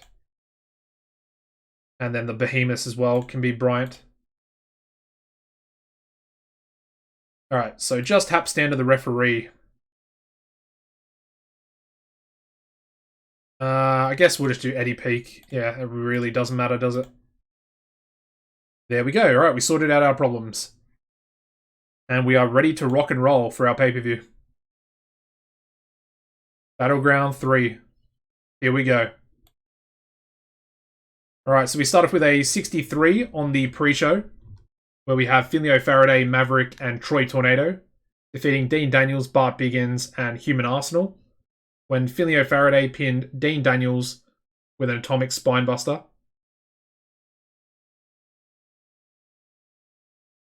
We then go into a 51, where we have Divine Fortune defeating Rich and Famous, when Chance Fortune pinned Jake Idol with a Stroke of Luck. We then finally go into a 67 for our last pre-show match, where we have Dazzling Dave Diamond and Benny and the Fox defeating the Syndicate, when we had Flying Jimmy Fox pin Nate Johnson with a Flying Fox. Nice, alright. So that is the pre-show. And here we go for the main event. Not the main event, the pay-per-view. Also, we had Flying Jimmy Fox debut a new comeback spot. They got the crowd buzzing. His psychology will be helped by using it as a go-to spot in the future. Perfect. Alright, so we start the show off with a 70 rated angle. And we have Eddie Peak here. And of course, he is essentially recruiting both Finley and Maverick into the Sinner Society. And I feel like they're pretty good fits for that stable. So yeah, 70 is not a bad angle to start the show off either. We then go into a 70 rated match where we have Eddie Peak defeating Guide in 16 minutes by pinfall with a Peak of Perfection. During the match, we also had Finley O'Faraday run in and attack Guide. Eddie Peak with a 64 in-ring and Guide with a 59. It's a pretty good match. Yeah, I'm happy with that. We then go into a 69 rated segment, or angle here, where we have the 4 members of our number 1 contenders match for the television title. Of course, Danny, Freddie, Ed, and Matt. Their match does really well, getting a 74 rating. And we have Ed Stone defeating Freddie Huggins, Danny Fonzarelli, and Matt Hocking in just under 16 minutes, when Ed Stone pinned Danny Fonzarelli with a Party's Over. Very interesting. Yeah. New number 1 contender, Ed Stone. Happy with that. We then move into an 88 rated angle from Sammy Back by himself. He's definitely going to be improving in popularity as a result of this angle and his match as well. And of course, he's about to go into his number 1 contenders match against Joshua Taylor. That match does an 80, so that's pretty good. That's not too bad. Considering their in-ring performances are much lower, Like, that 80 is solid. And we have Sami back defeating Joshua Taylor in just under 20 minutes by submission with a back on your back. And he does indeed become the #1 contender for the World Heavyweight title. Yeah, loss for Joshua Taylor there. He's not ready yet to be involved in the title storyline. Alright, so we then go into a 68 for Greg Gage's angle prior to his title defense against T-Bone Bright. That match gets a 73, so it's not too bad. But both of them were off their games, and T-Bone was really off his game in this one. But we do have Greg Gage defeating T-Bone Bright in 20 minutes, 3 seconds by submission with a proton lock.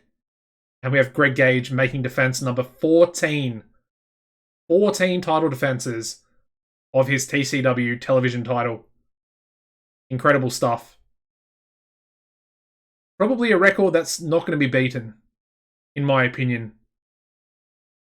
Anyway, it's a good match. Good enough. 73 is not too bad. We then go into a 77 rated Menace angle from Killer Shark and Titan prior to their title defenses as well, the World Tag Team titles.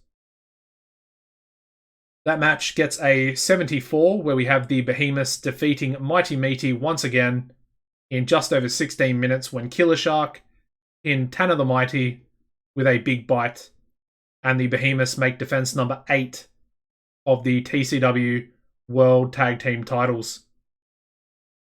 And yeah, as you can see, Tanner was the weak link, only getting a 54, where both members of the Behemoths got a 63, and Mighty Mo with a 68 there. So, standout. Mighty Mo, nice. And then finally, we go into the pre-main event angle, getting us an 83, where we have the stare down between Wolf Hawkins, Aaron Andrews, and Jay Cord in the middle of the ring, and 37,000 fans on their feet going absolutely nuts, chanting all three of these guys' names. People even like Wolf Hawkins. He's the heel, and Jay Cord's a heel as well, but he's probably less liked than Wolf is, in my opinion. But still up there. Either way, the fans are going absolutely nuts. The angle is rated on overness, so yeah. And then the bell rings, and the match is underway. And there we go. It tanked. Yeah, it tanked.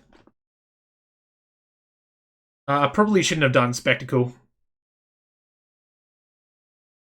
Yeah, it didn't work. It didn't work.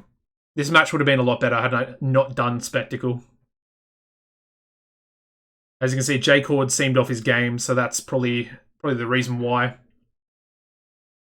But we do have Wolf Hawkins defeating Aaron Andrews and Jay Cord in 1950 when Wolf Hawkins pinned Jay Cord with a full moon rising. Wolf Hawkins makes defense number 1 of the TCW World Heavyweight title. So there we go. And as you can see, I mean, their in-ring performances are so much better than the segment rating.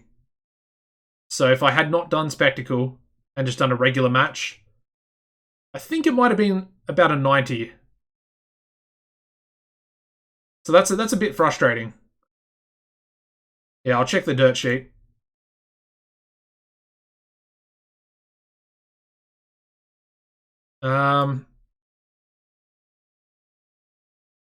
Yeah, I mean, it's inconsistency from Andrews, Jay Cord. Obviously, it was penalized for Max Smith and the announcing experience and stuff like that. And I guess, yeah, being done to a crowd that was already at an emotional high, that probably played a big effect into it actually as well. But I didn't really bring the crowd down. All the matches were pretty similar. Yeah, now that I think about it, that might have been a pretty big penalty.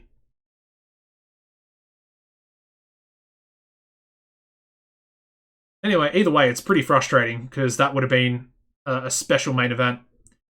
Anyway, the overall show rating getting us a 79 and increasing our popularity in 7 regions. But that main event's gonna frustrate me for a little while.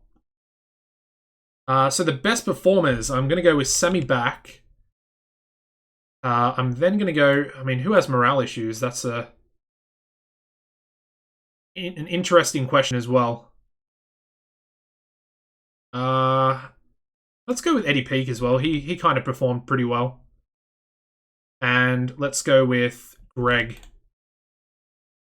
Actually, let's not go with Greg because he was off his game, wasn't he? Let's go with Mighty Mo because he performed pretty well in his match. He was the standout. All right, so there we go.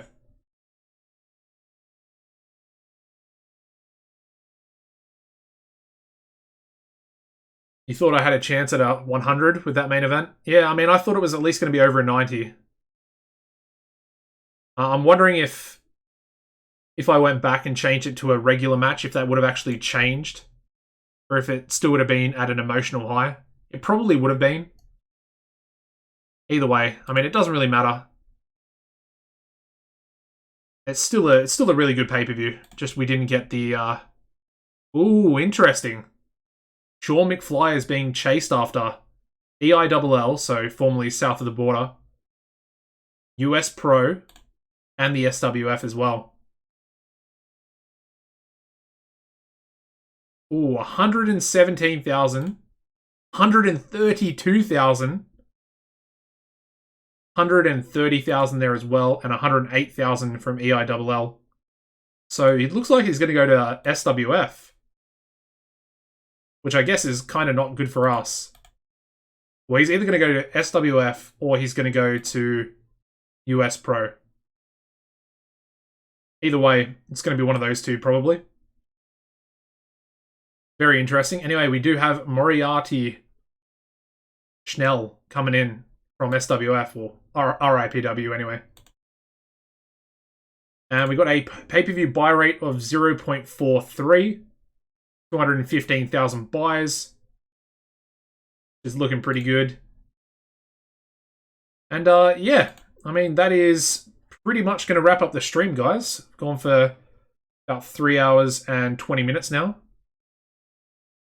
Obviously not the greatest place to leave it after that main event. Schnell will ring your bell. Yeah. He's going to be something special, I think. We're definitely going to push him pretty hard. Coming in with his pretty boy gimmick. I mean, he does have pretty good sex appeal if we have a look at him. 89 sex appeal for a 20-year-old.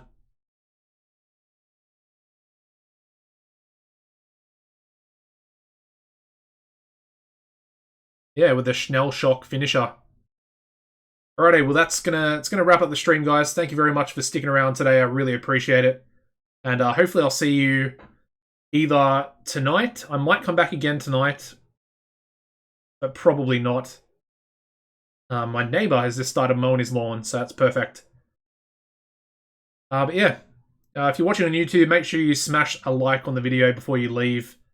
And head over to the Twitch channel as well and make sure you follow that so you stay up to date with the live streams coming out in the near future. And as always, guys, apart from that, take it easy and goodbye.